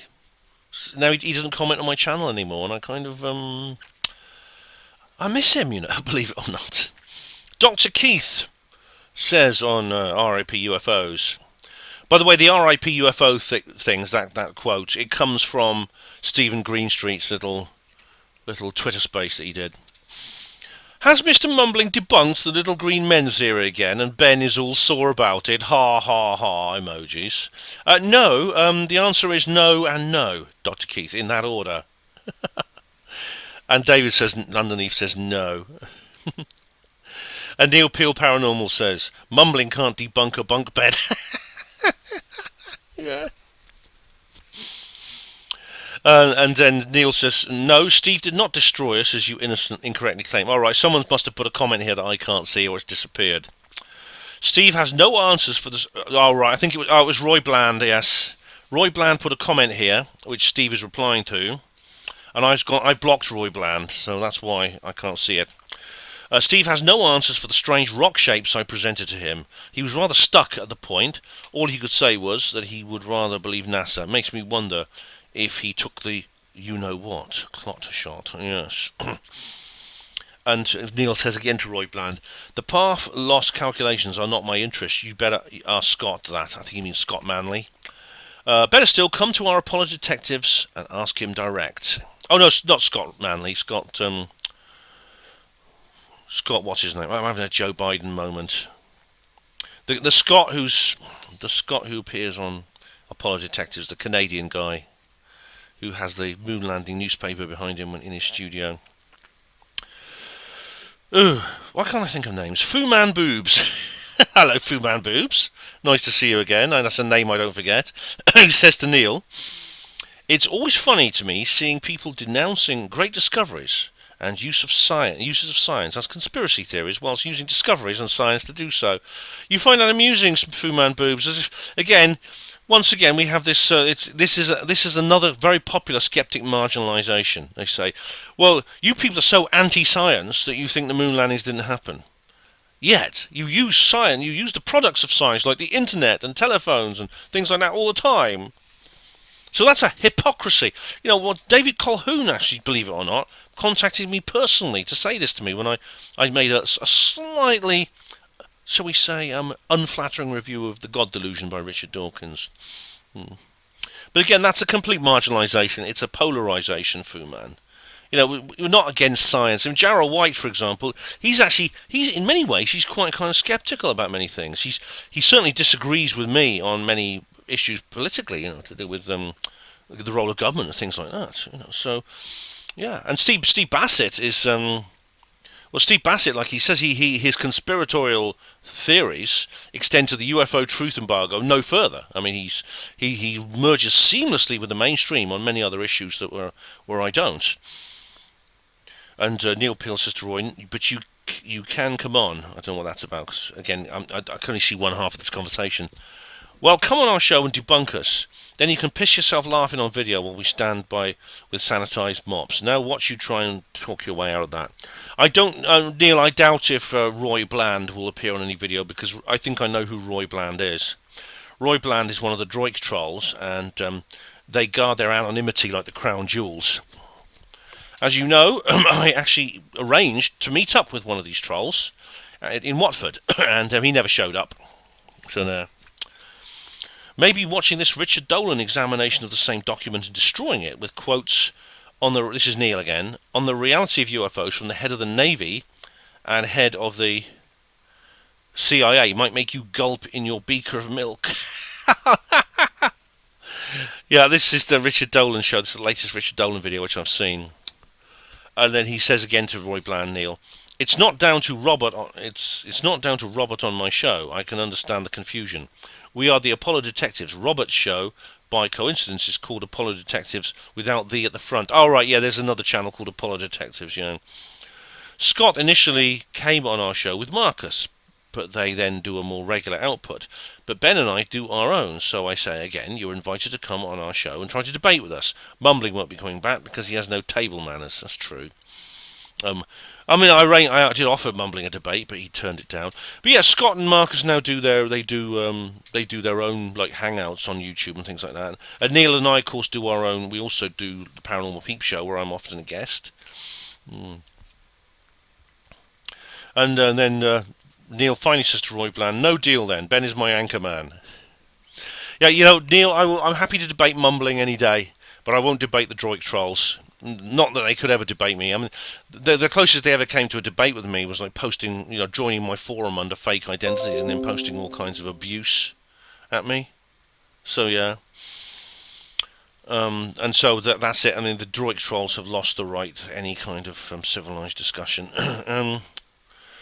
And then Neil says to Roy Bland, I do keep good company. Nixon, who was involved in the moon missions, never could be said to do the same. You moon-believing co-brethren with Nixon, co-brethren was Nixon and a Nazi. Again, I can only see one side of this conversation. But Dr. Keith says underneath, you mean the Apollo juices? Ha, bloody ha, ha, ha, ha, ha, ha, emojis. Dr. Keith, that's not really a very funny joke, is it? It's, I don't think that would really go down very well to an audience. And Neil says to Dr. Keith, gosh, I can't contain the fantastic amount of natural comedy coming from you. Yeah, great thread, guys, great thread. Right, Stephen Mumbling, Dangerous Dan says here, Father Christmas is the leader of the aliens. Come on, Ben, get a grip. What? Father Christmas is the leader of the aliens, heart and laughter emojis. Come on, Ben, get a grip. What do you mean, Dan? What are you talking about? I think you're joking and I don't quite get the joke. Sorry, it's gone over my head. DJ B2 says on Steve Mumbling, notice the mumbler would believe in UFOs if the Chinese government released evidence. 56 minutes approximately into this video. Would he? Is the mumbler an agent of the CCP? Lol. It's the Chi-Coms! The Chi-Coms! Ah! Well, if he is, he's not doing a very good job of maintaining his cover. If he's really saying, well, it's the Chinese government released the evidence. But what if it was the Chinese? I mean, you see, James Fox's latest project is like working with the Chinese and working with UFO research in China. And there's a lot of ufology in China, which is not really known because the Chinese, despite being a huge country, it's still quite an insular country, and the Chinese ufological scene has tended to do its own thing. Right, Steve Mumbling, blogger 526 says, without taking the time to watch, 1 hour 38 minutes 16 seconds long. All right, this is a timestamp, but that's just the length of that's the duration of the upload. 1 hour 36:16 long video seems very excessive reply video. Not really. I mean, I think it's as long as it needs to be, blogger. I mean, if it was any shorter, you'd accuse me of selectively editing him or misrepresenting him, wouldn't you? Steve Mumbling must have hit a nerve with you, or was it the Arrow report itself that confirmed the lack of any evidence whatsoever of a UFO cover-up that has upset you? Right, the answer is with Steve Mumbling. If you look through my catalogue, you'll see that I've been making reply videos to Steve Mumbling for years. There's probably about like 24 of them. So just bear that in mind. So this is nothing new. Was it the Arrow report itself? Right. The Arrow report did upset me, but it didn't upset me because it confirmed a lack of evidence, any evidence whatsoever for the UFO cover-up. The Arrow report upset me because it contained a lot of very superficial. It contained a lot of very superficial cliches and material that's been gone over many, many times before, and deliberately avoided addressing any of the serious evidence, such as some of the military sightings and the nuclear weapon sightings, things like that. And it's basically a whitewash. It's a whitewash. It's the biggest whitewash since that explosion at a Dulux factory. That's all it is. That's what upsets me. Blogger continues. I suppose the truth embargo can't really be used as the catch-all excuse anymore without giggling in the room. Well, it depends which room you're in, Blogger 526, because I think the truth embargo is still a very, very real thing. I want to interview Steve Mumbling. Steve Bassett. I mustn't get those two mixed up. I want to interview Steve Bassett again. Right, Steve Mumbling Dopegar says, here we go, the big showdown. And Mark B says underneath, grab a popcorn and cool beer. Grabs popcorn and cool beer. It wasn't really a showdown, I'd say. It's the kind of video I've made with it many, many times about Steve. And I'm glad you enjoyed it, guys. Mumbling again, nihilist lives matter. Mumbling's fumbling again. He's the literal embodiment of the NPC meme. He is, isn't he? Yeah, definitely. Although he's he's a bit more charismatic than the average NPC, but still, get in there.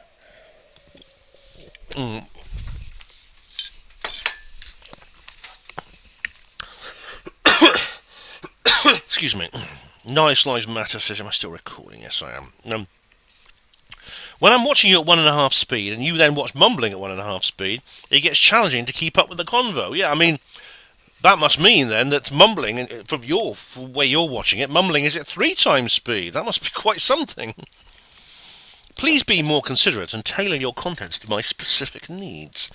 Well, Nice Lives Matter, I can't unfortunately tailor my content to everyone's specific need. I could have played it slower, but then the video would be a lot longer and probably not as interesting. So you might have to, I don't know, slow it down at certain points, like when Steve is talking. It's not all the time. I do most of the talking. Steve Mumbling TKUK says here, Steve Mumbling said he isn't even going to watch this because you're a waste of time. What do you think about that? Well, I know that's his position. I actually saw the comment where he said that. What do I think about it? I think it's sad, TK. I think it's a pity, because I don't think I'm a waste of time. I think this is an excuse. He used to comment on all my videos, he used to watch them, and he used to put up a spirited resistance, and now he doesn't anymore, and I think that's a shame. And like I said, I kind of miss the guy, believe it or not. And then we have Zigstar replying to a deleted comment by Roy, or a comment I deleted when I blocked him. And it is this. Zigstar says to Roy Bland, because over time the Kremlin, that's me, has managed to alienate those that weren't willing to be part of his echo chamber. They posted reasoned and intelligent analysis, usually with reference sources, inevitably due to the derision of Kremlin and his reply to aka "this is the last word and it will be mine" videos, and a number of channel bans for tenuous reasons, perceived offence, which is a bit rich coming from the so-called free speech absolutist Kremlin. Most people with opposing views gave up viewing his videos and stopped posting. Yes, you're probably correct, adding the mumbles in his video title will attract a few more eyeballs from his devoted flock of unthinkables. They just love to hate him, Steve. That is Steve mumbling. But offer up nothing of substance other than insults. What crap, Zigstar? What utter crap? What crap are you talking? This is a complete misrepresentation of me. The people, I do not block people for posting reasoned and intelligent analysis. I didn't block Steve mumbling. In fact, I quite liked replying to him. Like I say, I miss the fact that I can't reply to him anymore. My reply videos are not the last word, because they have. If my reply videos were the last word, how come there's an open comment section underneath them? How come people post comments underneath my reply to comments videos? I don't ban people for tenuous reasons. In fact, I ban people it takes a lot more to get me to ban people than most do. I mean, a lot of times when I ban somebody from my channel, I get emails from people saying, "Ben, why did that take you so long? I'd have banned him years ago." So yes, I am a free speech absolutist. Doesn't mean you're allowed. And you say perceived offence. I think making personal comments about my life, and attacking me and contacting people behind my back and slandering me, attacking my character, is more than tenuous reasons. That's not perceived offence. That's why I blocked Roy Bland, because Roy Bland is one of the Droik trolls.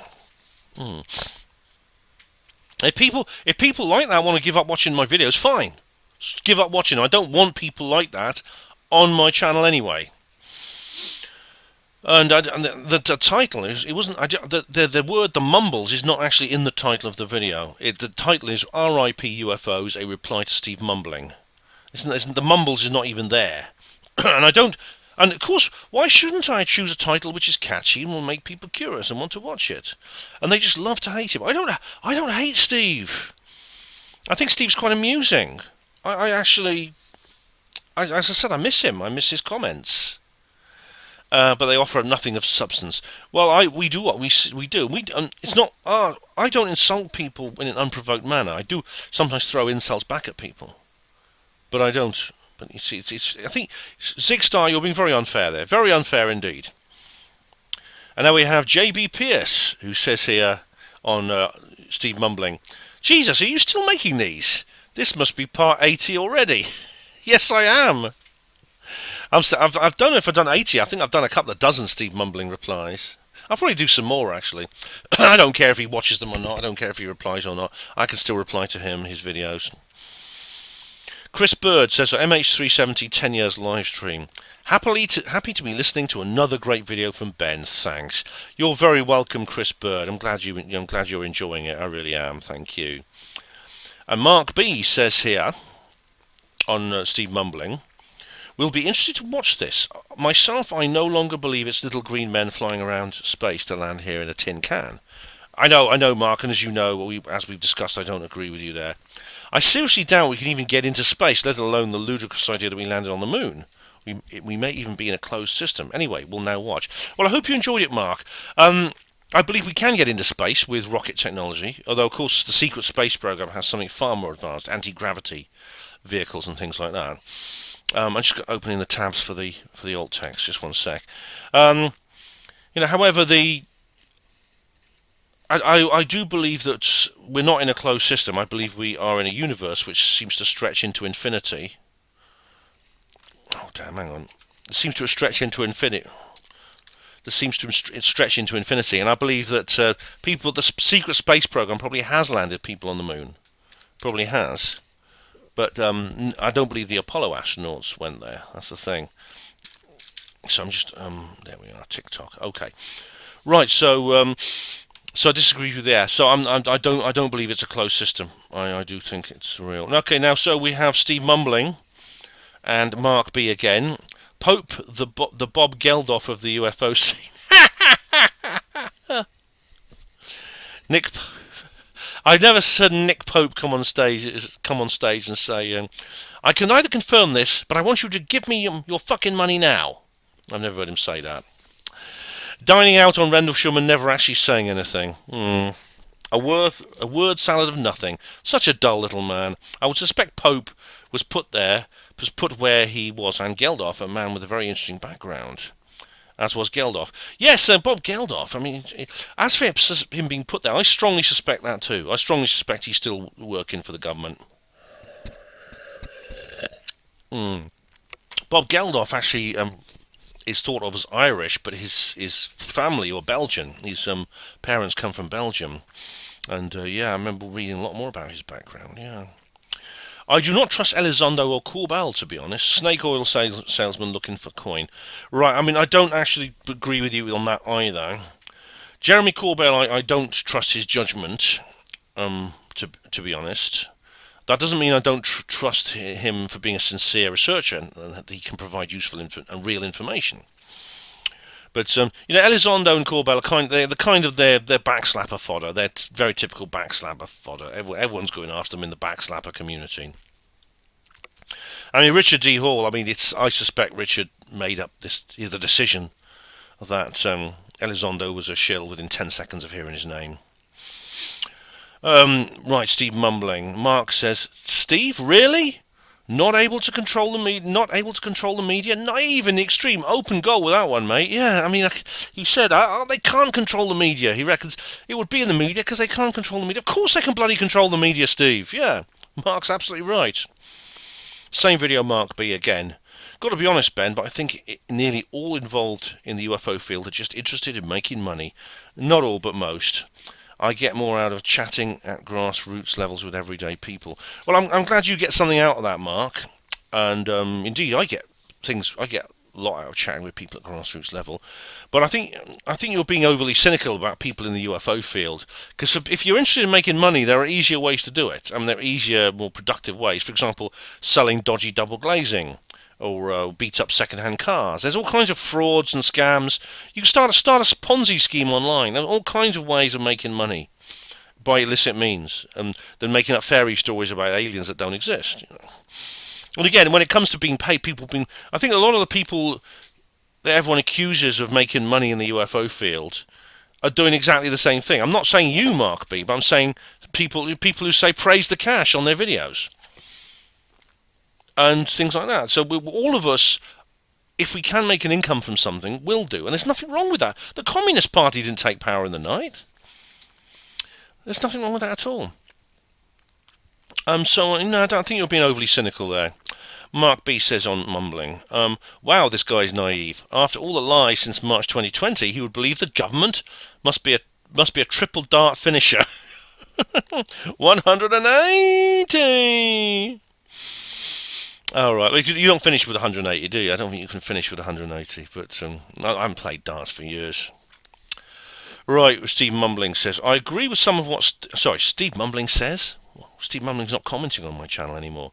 Reply to Steve Mumbling video, Mark B says, I agree with some of what Steve said. So many snake oil salesmen and profiteers on the scene.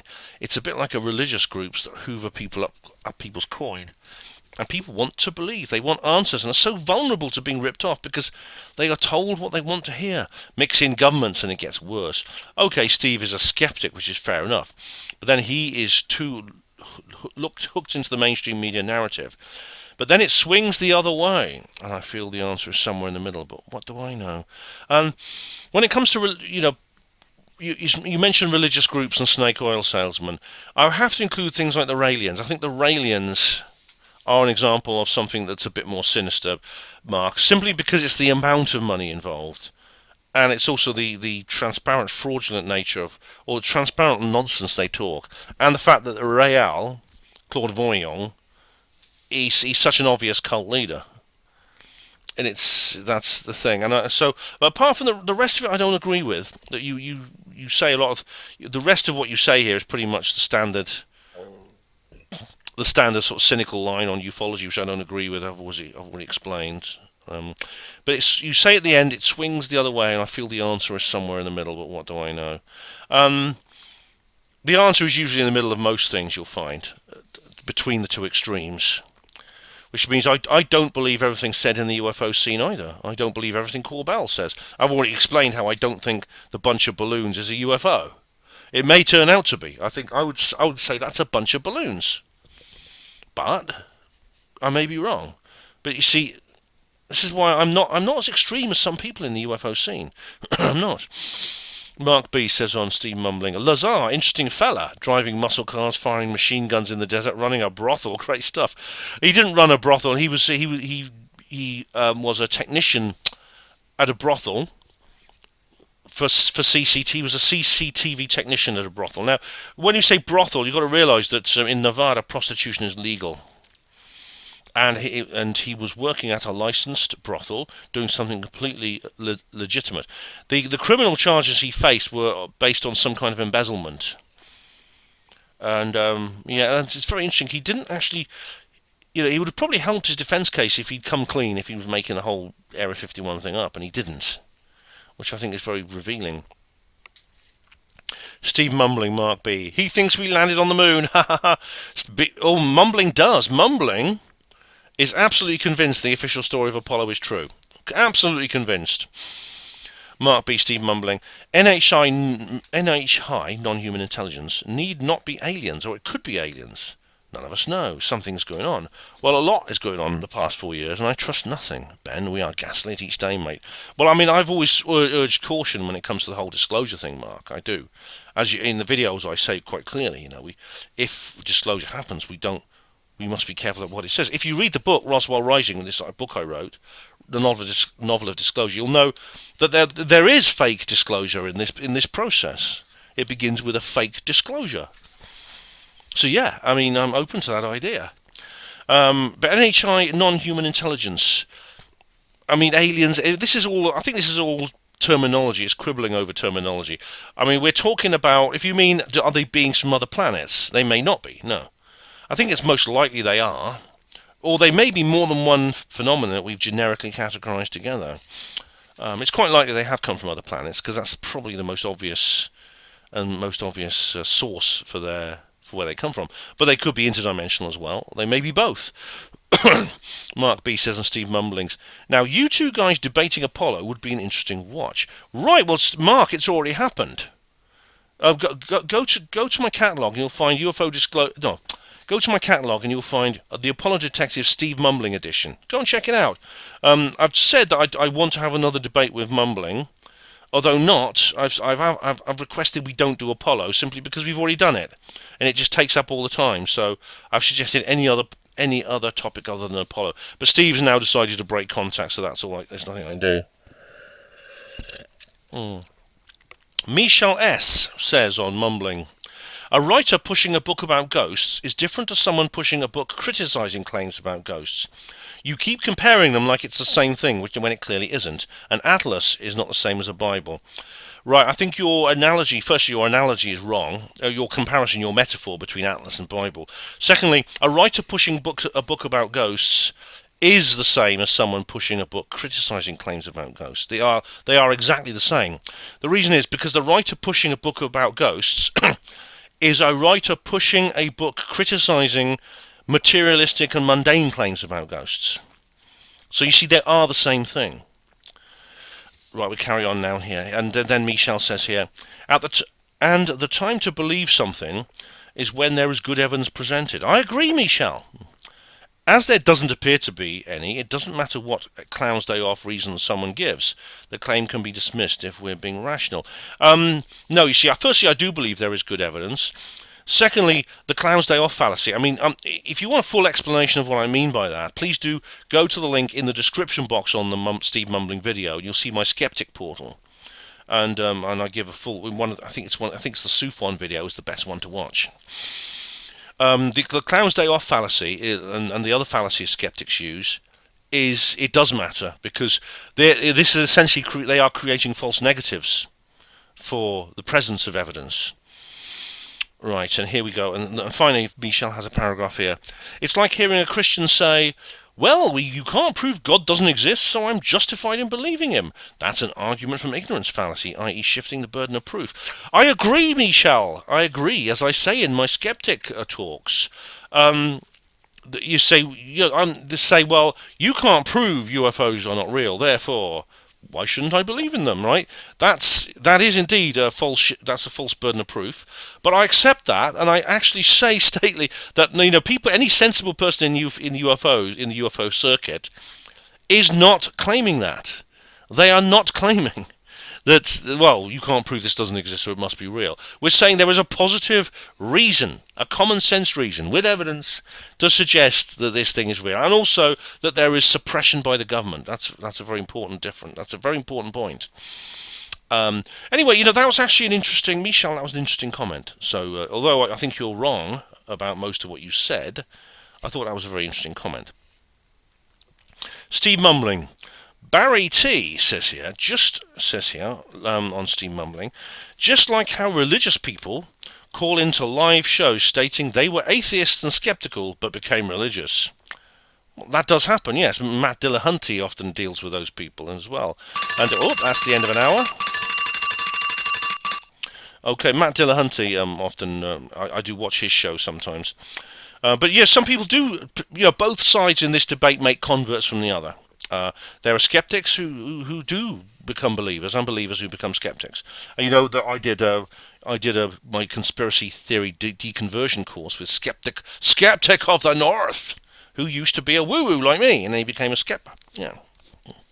But when questioned, it's clear they were never skeptical. Oh, really? Well, I don't know. I mean, could you give me some examples? I mean, I know that Matt Dillahunty has a very low opinion of. He tends to have he's willing to discuss with people who are formerly atheists, but there are many books written by people who are formerly atheists. I mean, C.S. Lewis is the best example. Are you saying that, Steve? It's saying when you look at C.S. Lewis, you think, well, C.S. Lewis was actually never an atheist. That's absurd. I mean, just read "Surprised by Joy." His autobiography. Just read it. He was an atheist. He was an atheist. He actually was quite an aware atheist. Well, he even rejected some of what you call new atheist arguments when he was still an atheist. But you see, it's very it is actually quite conveniently dishonest to say, well, people who used to agree with me, and people who used to agree with me but then changed their minds, well, they never really agreed with me at all anyway. They were loonies from the start. They were wrong from the start. You see, that's actually a cop-out. It is. Anyway, you carry on here. This is the same with the people you mention. Them turning into believers is meaningless. It needs evidence, not believers. I'm not sure what you mean by that. The people I mentioned, turning into believers is meaningless. It needs evidence, not believers. Well, no, it doesn't, because if evidence emerges and you believe something because of evidence, that's good, isn't it? Just another example of your fallacious reasoning. All right, you're one of these. Just another example of your fallacious reasoning people, are you? Again, that's the last sentence is meaningless rhetoric. All right, let's go to it's the next hour now, anyway. Okay, we're on hour number 3, guys. Here we are. We are now. We've got a few more. We're almost at the top of the YouTube list, and then we're going to go on to alt text. So Barry says here, you are part. Oh, this is on Steve Mumbling. You are part of a religion, though, Ben. You say you made a derogatory comment on a debunking video, then say you never watched it. Is that good logic? What? I made a derogatory comment on a debunking video, then say you never watched it. Is that... What are you talking about? Which video are you talking about? Is that the Richard D. Hall... Sorry, the Martin Hibbert interview on Good Morning Britain? Because I did watch that one. If I made a derogatory comment on a video which I hadn't seen, criticising that video, that is bad logic, and if I've done that, please inform me, because I want to know if I've made a mistake like that. You lump skeptics and debunkers into the same bucket, but you don't think that's an issue, then have the stones to call into the line. What? Hang on. I lump skeptics and debunkers into the same bucket. Now the difference between you got to watch my skeptic talk, Barry. Watch the one I did at SUFON, Swansea UFO Network, which I did a couple of years ago, where I actually describe, again, we're dealing essentially here with semantics. It's the difference in meanings of words, and I deal with the definitions of people who simply are rational and curious, and people who are irrational and irrational disbelievers or irrational believers in the materialistic sign. So if you don't think it's an issue, then have the stones to call into the line. The line is that Dillahunty's thing, right? I know you're scared of Matt. Well, I'm not scared of Matt Dillahunty.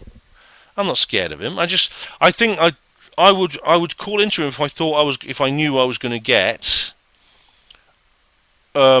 a discussion that didn't involve him simply shutting people down by being aggressive. But for every angry call he has, due to the caller being backed into a corner and trying not to answer relevant questions, there are many more where he was calm and kind. Yeah, all right. Matt does seem to have different moods. Matt Dillahunty, he has different moods. All right, well, but you say I don't have the stones to call into the line? Maybe I just don't want to. All right, Barry. How come I've been on the Righteous Indignation podcast? How come I've been on Skeptics with a K? How come I have talked to skeptics? How come I've debated Bowler Hat Man? If I'm scared of skeptics, why have I been on skeptic shows before? Explain that. But anyway, says Barry, there are many other hosts for you to call and explain your take on skepticism too. Right. Well, Barry, if you knew anything about me, you'll know that I've already done that. I've been on Skeptics with a K. It was talking to Michael Marshall. I've been on with Tristan Swales, 2 of Tristan Swales' shows, and I've debated Bowler Hat Man twice. Yeah, so there, Barry. And Barry carries on here on mumbling. The reason for suggesting something is not alien is something that highlights your religious thinking on this. Everyone we examine claims about gods. It ends with a natural or known cause. When we don't have that information, it's called unknown. Okay. I don't know, so is it religious thinking? Because I don't disagree with that, actually. We claim everyone we claim about gods, it ends with a natural or known cause. Yeah, supposing in prehistoric times people might have thought that lightning was created by some kind of god. Then we discover it's an electric discharge. Yeah. But I don't disagree with that. When we don't have that information, it's called unknown. Oh, duh. I know, exactly. Like a religious person using a God of the Gaps argument, you're using an alien of the Gaps argument. It's a fallacy. No, I am not. I'm not using it I'm not saying there's an alien of the Gaps fallacy here. I'm saying there is no gap. The gap is full. That's the point I was making to Steve Mumbling. So that's a misrepresentation of me. Mumbling again, and it's Fu Man Boobs who says here, you believe claims about alien abduction, but when a group decides there's no convincing evidence, then they are the ones trying to pull the wool over your eyes? Lol. Basically, yes, because the group pulling the wool over my eyes is being dishonest. Most people who talk about alien abductions are not. There are a few people who might make things up in that realm, but very few. When you consider the consequences of actually speaking publicly about alien abduction. Why is the famous wow signal? Why is that the famous wow signal isn't asserted to be non-alien? Oh, that's a strange sentence. Why is the famous wow signal isn't asserted to be non-alien? I think there's either a double or triple negative in there. I don't know what you mean. Okay. You see, when science doesn't know, then we call it unknown. When the UFO paranormal community don't know, they call it proof. No, we don't. I say that there's reason to believe these things exist.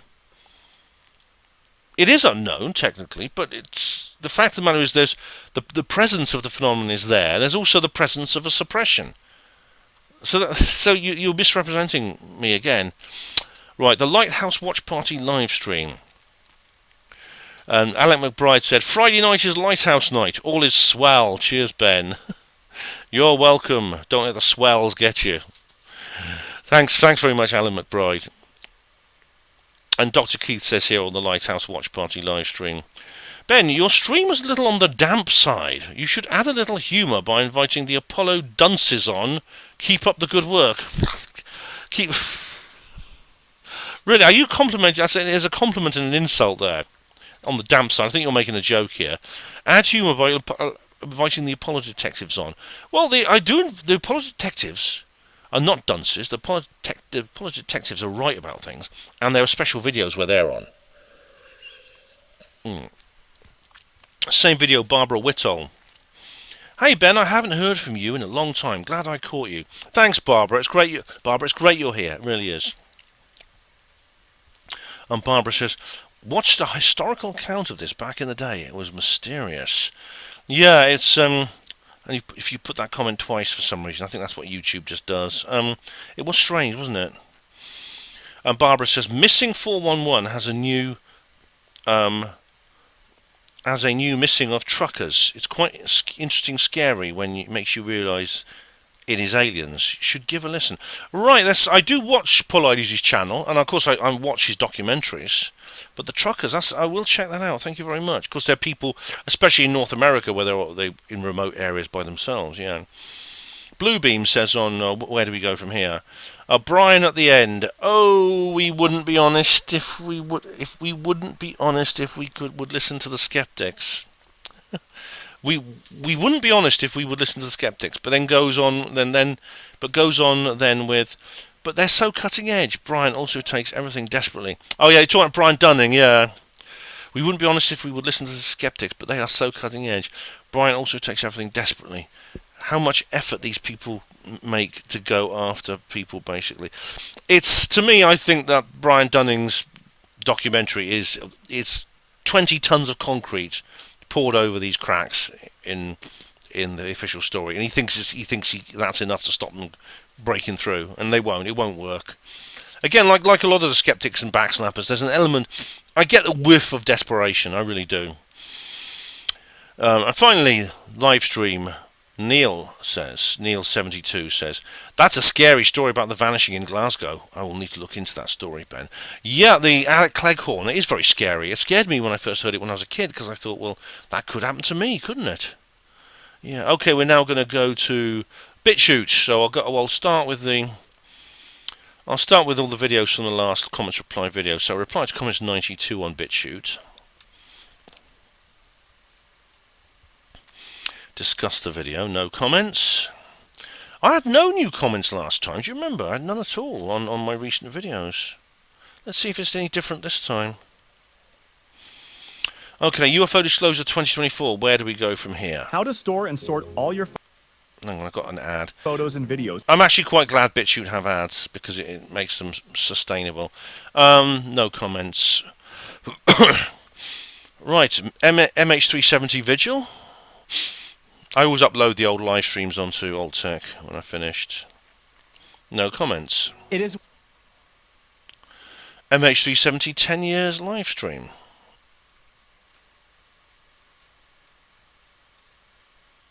Oh, I've got a comment, right. Alright, hang on, right. The comment is, no way did the plane just disappear off everyone's... This is from Kendoka53 on BitChute. No way did the plane just disappear off everyone's radar and from satellites. The airplane signal was jammed or spoofed, perhaps by a military AWACS-type craft and redirected elsewhere, Diego Garcia or another US base in the vicinity. Could indeed have something to do with Freescale technology. Possibly the plane itself was used in the Ukrainian false flag shoot-down sometime later. Right, I think you're incorrect about the Ukrainian situation, MH17. But apart from that, you're completely right. In fact, this is Gilles Waterloo, the angry Frenchman. This is his thesis. And, you know, his wife and 2 of his 3 kids were on that plane. But he said there were AWACS-type craft nearby for some reason. And, of course, one of the reasons could be to jam the communications from that particular aircraft and make it disappear. Yeah. And according to Florence, the plane, there was an explosion in the area, and a plane did come down. So according to her, you know, the plane never left the Gulf of Thailand, and she's got more evidence than the government have. Right, RAP UFOs, a reply to Steve Mumbling. No comments. And finally, the Lighthouse Watch Party live stream. No comments. Right, so I'll now store go. and sort all I your will now photos and go videos to. I'll now go to the notifications. All right, here we go. So I'll just scroll down to see if there's any if anyone's left a comment on an older video. I'm almost out of dragon juice. Let's go.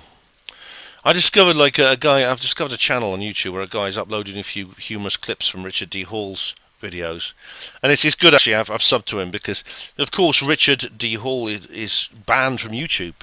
The YouTube completely improperly banned him because of basically slander from the BBC, and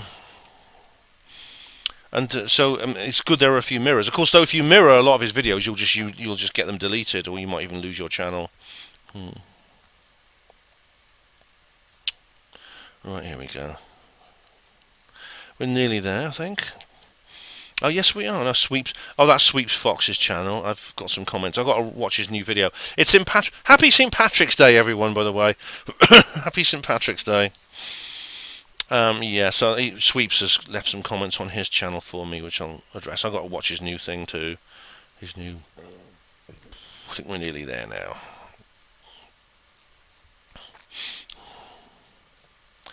Yeah, we're scrolling down, and that's it. Okay. So I shall now press mark all as read, and then while it's sorting itself out, I'll go to the BitChute comments, and then the Odyssey comments. I always get things mixed up, don't I? Right. Oh, so Odyssey's very easy because the notifications actually go back much further if you select specifically. If you specifically select the comments, rather, the options are all others, followers, replies, and new content. Just specifically request. There we are. That's BitChute done. Comments. So firstly, we have UFO Disclosure 2024. Where do we go from here? And we have Paper Beats Rock, who says here. Oh, we've got quite a few comments on here. Paper Beats Rock says 2900. A bunch of balloons does not remain in rigid formation while travelling at speed through the air. Balloons would be in a constant state of jostling for the best position of least resistance. That's actually a good point. I can't dispute that, Paper Beats Rock. It could be... That could be a... what we're talking about here. I'm just going to top up my dragon juice. I've run out. So I'm going to get a bit more. Yeah, I mean, it's... It could be... See, it doesn't move. It doesn't sort of like...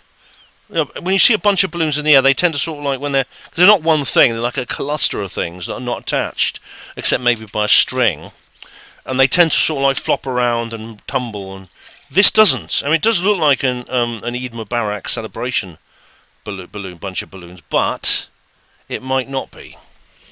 So that's actually a good point. I can't actually dispute that.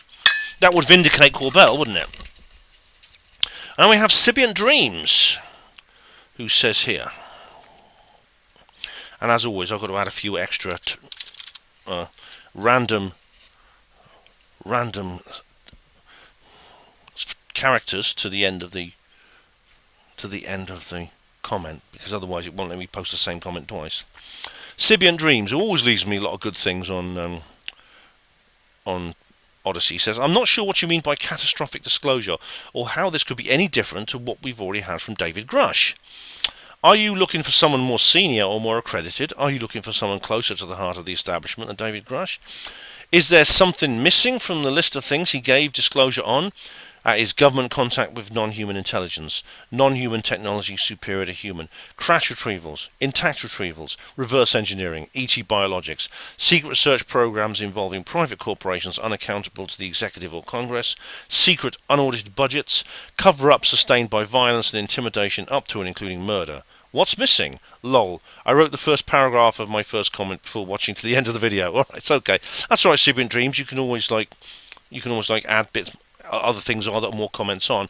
This is an interesting point, right? Why is David Grush not real catastrophic disclosure?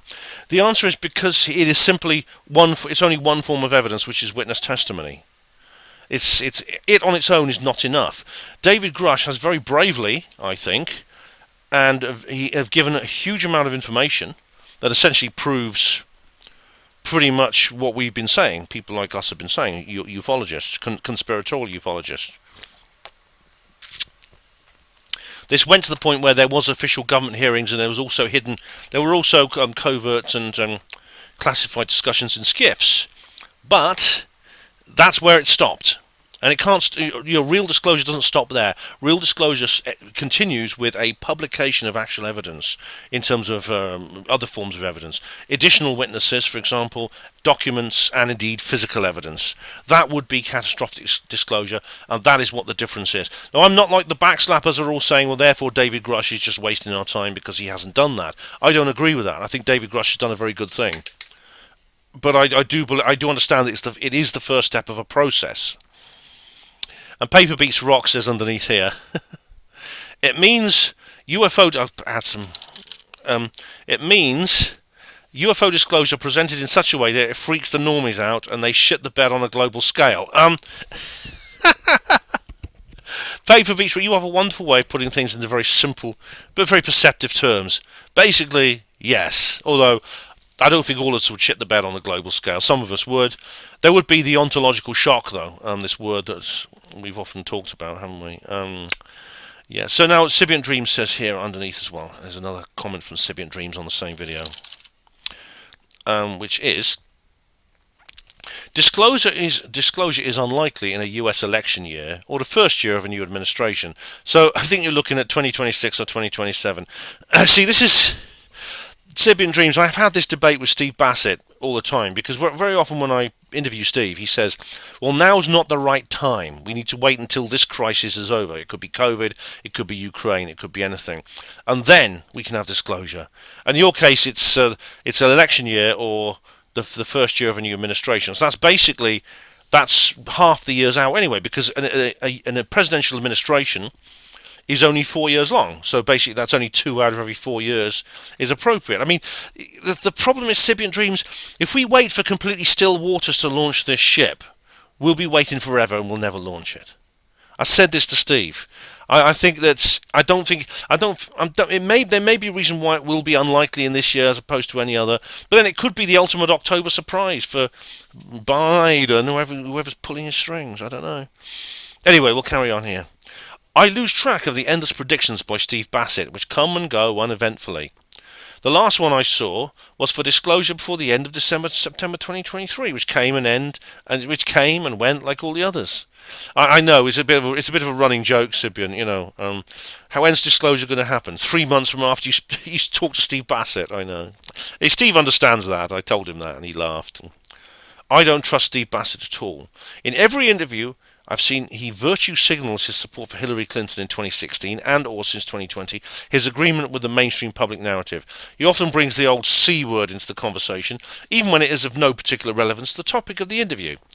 I know, the C word being the disease that spread across the world. Now, I don't think that's a reason to distrust Steve Bassett. I think he is mistaken, and I don't quite understand how he connects his understanding of the conspiracy of ufology and the cover-up, the truth embargo, with his, I think, very mainstream views on other topics, such as Hillary Clinton, COVID, Ukraine, etc. I don't quite understand how he does that. But I don't think that's a reason to distrust him. It's frustrating, but it's not in my view, suspicious. Sibian continues. I don't trust anyone who is, on the one hand, talking about government dishonesty on the matter of UFOs, and on the other hand, accepting as true the government narrative on COVID. The latter is the more obvious lie, and the one that was more in your face for the whole population in terms of its consequences. I don't know how many big names in ufology fall into this category. I agree, Sibian, and essentially I should have actually just read that bit before I replied to you last time, but that's kind of what I said too, yeah. Steve Bassett and Linda Moulton Howe certainly do. Yeah. Linda Moulton Howe, she believes in climate change, which is, again, I don't understand why, but there you go. Richard Dolan does not. As far as I can tell, he seems to be a pandemic, doubting it, with the constraints of saying anything that would put his YouTube channel at risk. Yes, and Richard Dolan, I think, is a little bit more streetwise than Steve and Linda. This doesn't mean he's perfect. He's not. But yeah, I agree. With regard, and Sibian continues, with regard to the Office of Global Access and there is some kind of global policy in place, quote, quote, I would suggest this is simply a manifestation of there being global governance in place, led by terrestrial reptilians. Well, what can I say? Exactly. In fact, I kind of hinted at that many times, although I didn't go into details about it in this particular video, but that is my opinion, as you know if you watch me regularly. Paper Beach Rock and Sibiant Dreams, those are brilliant comments. Those are very good comments you just asked. Okay, so now reply to Steve Mumbling. Oh, here we go. Hang on.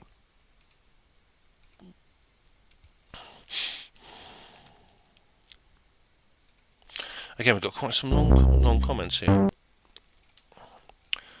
Okay, we have Sibiant Dreams with 2 very long comments. Steve Mumbling has a point about the grifting aspects of ufology. It is significant and it is a motivation for some people. Creating content and writing books. It has led to a lot of samey, bandwagoning, new agey books about the consciousness side of things, where expectations of material proof are lower. It is very difficult to draw a line where truth ends and fantasy begins, because many authors include a measure of both in their work. In the case of experiencers, I feel they often give a basically truthful account of their encounters, but start to fantasize when speculating about its meaning, blurring the lines between what actually happened and the significance they must feel it must have. Right. I don't know. I mean, there are people who want to make money off ufology, I know, and they do. Some of them do. Some of them are very successful. Some of them are millionaires. But I don't think there's nothing essentially wrong about that. There's nothing essentially immoral about that. Again, if people write books, Chris French, is selling his book for £25 a copy when it comes out. But now, I don't think that particularly has led to it, but the samey, bandwagoning, new agey kind of material does exist, and I find it a little bit dubious. I don't think it's because of this creating content motivation. I think it just happens inevitably, because that's how some people think. Now, it's where does truth end and fantasy begin?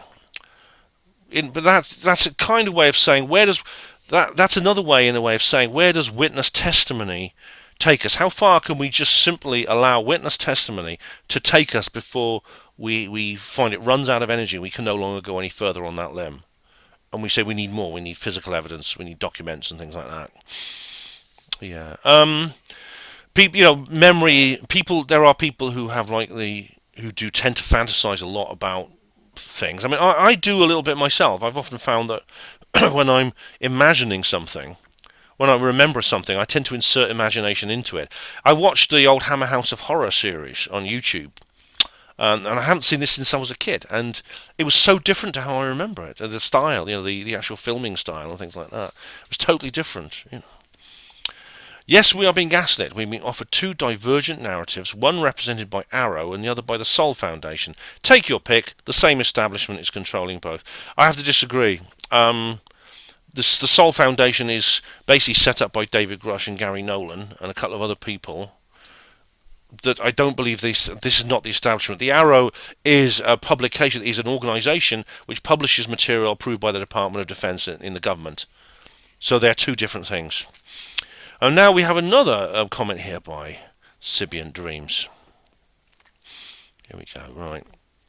And again, an extra comment. The Arrow report reads like an intended response to David Grush and the June 2023 congressional hearing. It seems to deal on a point-by-point basis with each of the issues raised at the hearing. Arrow has access to the same sources as David Grush, but reaches diametrically opposed conclusions. One of them must be lying, and it isn't David Grush. Right. That's actually not true. I mean, firstly, yes, in a sense, the Arrow report does seem to address points that have not been addressed before in terms of the conspiratorial ufological aspects. It actually does state that this is a commonly held belief and it attempts to deal with them. But Arrow does not have access to the same sources as David Grush. In fact, Arrow has shunned. I mean, it's their culpable negligence and culpable neglect in getting in touch with with David and the people he talked to, I think speaks volumes. The fact that they have deliberately ignored those same sources. So David Grush does not have the same sources as Arrow. Arrow has ignored a lot of these. I don't believe David Grush is lying. No, he's got no motive to. And Arrow is, I think, Arrow is lying, yeah. Sibian continues. Steve Mumbling must have a massive blind spot in his worldview to come up with a statement like, it's not possible to control the media. Yeah, someone made that point on YouTube. I mean, what? It's not possible to control the media? That well-known irrational fool, Jeff Bezos, bought the Washington Post when it was only ever going to lose money. And on top of that, he must have known that he would never be able to control the output of the journalists whose salaries he pays. Oh, it's amazing how newspapers will change. They'll change their editorial policy when new people start pulling the purse strings. Yeah, I've seen it. When the Sun newspaper, it suddenly started voting. They got a few donations from. Or they gave some donations to the Labour Party, or some Labour peers gave some money to them, and suddenly they stopped supporting the Tories and they're encouraging people to vote Labour. I remember that. That was when Blair won in '97. To control a media outlet, you simply need to own it. If all the individuals who own media outlets have the same background, culture, and belief system, then it is possible for them to control the media in general. In reality, that is the case. In all Western countries, the media is owned by a single-digit number of individuals, mostly from the same minority ethno-religious group. All right. Well, I don't go along with the minority ethno-religious group as such. I don't think ethnicity is a point, unless it is the reptilians. But yeah, you'll find that it's quite shocking and frightening how few media organisations there are in the world, and how there's just a handful of people, maybe Conrad Black, Rupert Murdoch, Bezos, of course, who's bought a couple of papers, and it's quite frightening how few of these people actually control different newspapers, including newspapers. For example, News International, Murdoch's group, controls like red top tabloids like the Sun, but also the Times, and which is essentially just it's now the Sun with longer words. It is amazing, and they own. Of course, Murdoch is Australian, yet he owns British. He owns half the British press. So yeah, I mean, it is the idea that it's not possible to control media is nonsense, absolute nonsense. Thanks, Sibian. Thanks very much for those comments. Right, reply Steve Mumbling. Right, 10 years live. This is Odyssey's busy this time, isn't it? Right, here we go. This is MH370 10 years on, and we have Sibian Dreams. Ashton's analysis seems flawless. It's not clear what possible motivation ET intelligences could have for taking possession of a plane in flight. Terrestrial powers do have the motive and may well have the means. If you want to invoke non-human intelligence, then you're talking about terrestrial reptilians and not about entities from other star systems.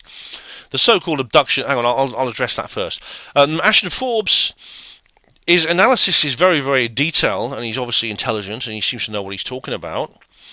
As for the motivations of ET intelligences to take possession of a plane in flight, I don't know.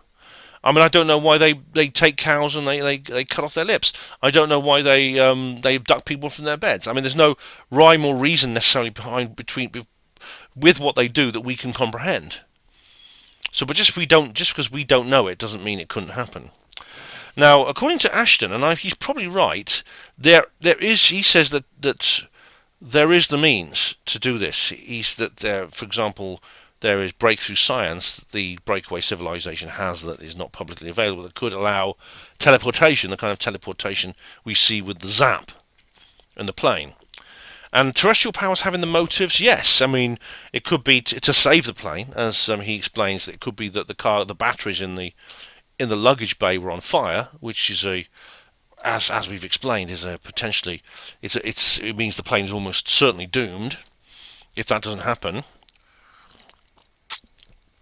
Yeah, So yeah, that could be the motive, or it could be something to do with free-scale semiconductors and industrial espionage. There could be many reasons.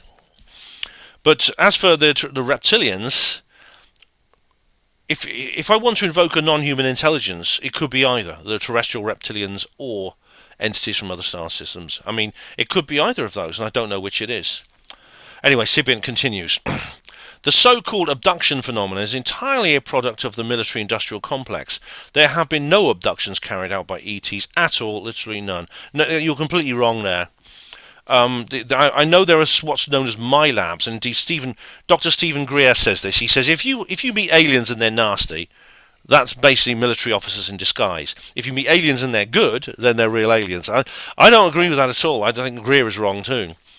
Aliens come in all shapes and sizes. There are obviously many different species from many different locations, probably, and they exhibit a wide variety of behaviour. They have many different motives and agendas, it seems. But yeah, it's not the military-industrial complex is not behind the abduction phenomena. It does certainly. The military do abduct people, definitely. But But no, the aliens is something different. There's many reasons for thinking this. The evidence is all pointing towards it being real alien abduction, not least its antiquity. I mean, alien abduction is very old. It goes back throughout history. We call it different names. We call it being spirited away by the fairies and things like that, but it's still alien abduction. And what's more, we've got every reason to believe that this was going on in prehistoric times. And presumably the military-industrial complex doesn't go back quite that far. Okay, now he continues. Yes, George Galloway was an arsehole on the issue of the C word, and thankfully nowhere near a position of power at the time. But what about Vladimir Putin? An important question if you're a Russian soldier or a Russian health worker mandated to be V-word up to the eyeballs. Yeah, I mean, I can't answer that right now. I've never said Putin was perfect. I think he's a Russian nationalist. I don't think he's an anti-New World or activist. But he's working against the globalists right now, yeah. So he's a kind of convenient ally, I'd say, for the time being. But yeah, but thanks, Sibian. Thanks very much for that comment. And now we go on to. I'm just going to refresh the comment section because. Okay, so now we have reply to comments 92. I'm just trying to keep up with all because Sibian has asked an awful lot of comments on here. I appreciate your contribution, Sibian, I do. Sibian Dreams says, on reply to comments 92, I'm averse to policing the language of others. That includes correcting spellings and pronunciations in comment sections, which is something I never normally do. All right, well, if I've done that, Sibian, I apologise. I don't mean any harm by it. Because you might be reading out my comments every month or so, I'll make an exception here.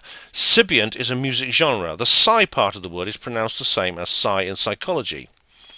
Yes, Sibian dreams, alright.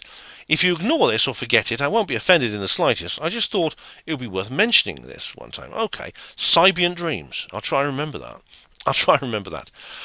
Also, I'll put myself at risk of sounding like a blue-haired, non-binary American elementary school teacher. My pronouns are he, him. Oh my God! Did I call you her or she? I've always thought you were male. Again, getting this wrong is guaranteed to cause no offence whatsoever. Well, I'm Sibiant Dreams. I'm glad you're not the type to be easily triggered. I'll try and bear that in mind. What you've just said. Okay, so I think is that it? That's. Let's go down here. Oh right, now we have an old one here. We have Apollo Detectives 10 debunking the debunkers.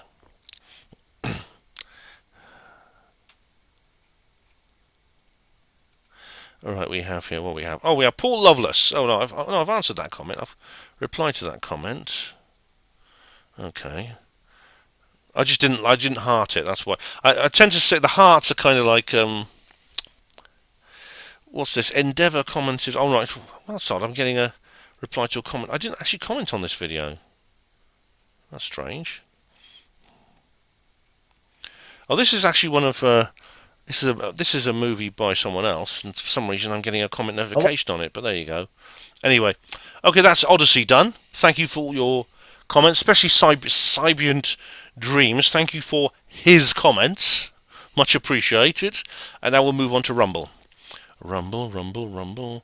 Rumble. Okay, so we have here. Oh, I've got like lots of people following my channel, which is nice. Sweeps Fox says on RIP UFOs, reply to Sweet Steve Mumbling. Oh, I've got one from Google Gowie as well. So now I've got to be. Here we go. So I'll say. There we go. Adding the random characters to the end of the comments. Right. Okay. Google Wowie says about 17 minutes in, Ben says the report says sick. Basically says, that's right, we don't know what these things are, but we still think they're just weather balloons, and this would be clear if we had more information. Ben rightly says, how can they possibly assert that something is something that they say it is, yet at the same time also say they don't know what it is, and then go on to say that they would be right if only they knew more about it. Yeah, and then it says, and then Google says FFS. Ben is correct. This is just plain bad logic, and an attempt to elevate to a conclusion dodgy evidence and uncorroborated opinion. Yeah, exactly, Google Gowie, yeah. It is a non-scientific approach and indicates a dogma based on prejudgment determination. Many thanks, Ben, for yet another entertaining, off-the-cuff and thought-provoking account and download. You're very welcome, Google Gowie. I'm glad you like that. And so if you want to download, by the way, go ahead and download. I always say to people, if you want to download my stuff, go ahead. You know, rip the audio and play it on earphones if you like. That's cool. And we have now Sweeps Foxes. Plural, my goodness. I thought there wasn't enough, there's hardly enough room in this world for one Sweeps Fox, let alone more than one. Gave yet a thumbs up, Ben, though it's quite difficult listening to Mumbling, whose debunking efforts are based solely on, it seems, on any personal experience or any resort to in-depth research. Yeah. Good hearing your video. Good hearing your handling of his ignorant ramblings. Though an absolute frustration of listening to this quack put one off with this video. Having had 18 plus years in military intelligence, I can just add that we are not alone and never have been. Full stop, mate. Thanks, Sweet. Thanks very much. I know you got a lot of. I know you know a lot of it through your career. I know you know a lot about this sort of thing. So much appreciated, buddy. Much appreciated. So now we go down. Now we have show more comment. Right, shall we go on where we are now? Okay, reply to comments 92. The X series says here. Oh, right. The X series. I always get loads from the X series. So I'll put the reply notification and add lots of random characters because, as you know, Rumble doesn't even allow you to post the same thing on the same platform, the same comment on the same platform, let alone the same video. The X series says, hashtag the fascist death cult, e.g. hashtag Black Ops NATO. Hashtag murdered Rowney killed her and have now murdered her best friend Anne Hess. Please give your expert opinion, preferably in a separate video, Ben, about the attached video montages below the long-term targeted against Rowney killed her, the murder of her friend Anne Hess in Norway. Hashtag UK Royal UFO Murders, Covert Starseed Genocide Part 2 UFO Secrets, Anne Hess and Lile, that's Lile's the dog, passing blog 4th of March. I will watch these at some point. X series. Thanks very much. I'll keep this page open so I get the links. I know Miles has made a couple of videos about this, and Miles is off to her funeral, which is going to be very sad for him. And my thoughts go out to him and everyone else who knew and loved Anne. And as for murder, I mean, I can't remember. I think there are suspicious elements to Rowney killed her. I remember. Of course, Rowney was an old lady, but still, I think there's suspicious elements there. And I don't know enough about Anne, but I will watch what you've said here, and I'll watch what Miles has to say about it too. So where am I now? We keep going down that sex series. Okay, so Google Gowie. This is Assange extradition live hearing, right? Oh, has he deleted it? Oh, Google Gowie's deleted his comment. Okay. And now we have green tea. I think, is this one I've replied to? I think I've replied to this one. Yeah, I've replied to. Okay, so that's Rumble done. Okay, so now we'll go to TikTok. I'll leave that page open so I can get at the X series. The X series. I did have to reply to X series, didn't I? Yeah. Okay, so TikTok inbox. Right, I've had nothing at all on. Right, I've had. Oh, what? Someone I've. This is amazing. A guy is a guy has liked my video. He's this bloke. My God, Tim Whitlock. This is a bloke. I went to school with this guy. He's a. My goodness me. Let me just. Tim Whitlock. My God, that's him. Yeah. God, he looks old, but I suppose we all do, don't we? Yeah. I went to school with this guy. He was one of my best friends at school. I haven't heard from him for ages. Hello, Tim. Timmy, how you doing, mate? Nice to see you again after all these years. Okay, so now we'll go back now to YouTube. I think is the next thing to do. So I'll just see if there's been any comments added to this particular since while I've been filming this video, because usually I get a couple that have been added. Because people start getting my notifications and things like that. So let's have a look. Well, I've got 5 notifications. Let's have a look.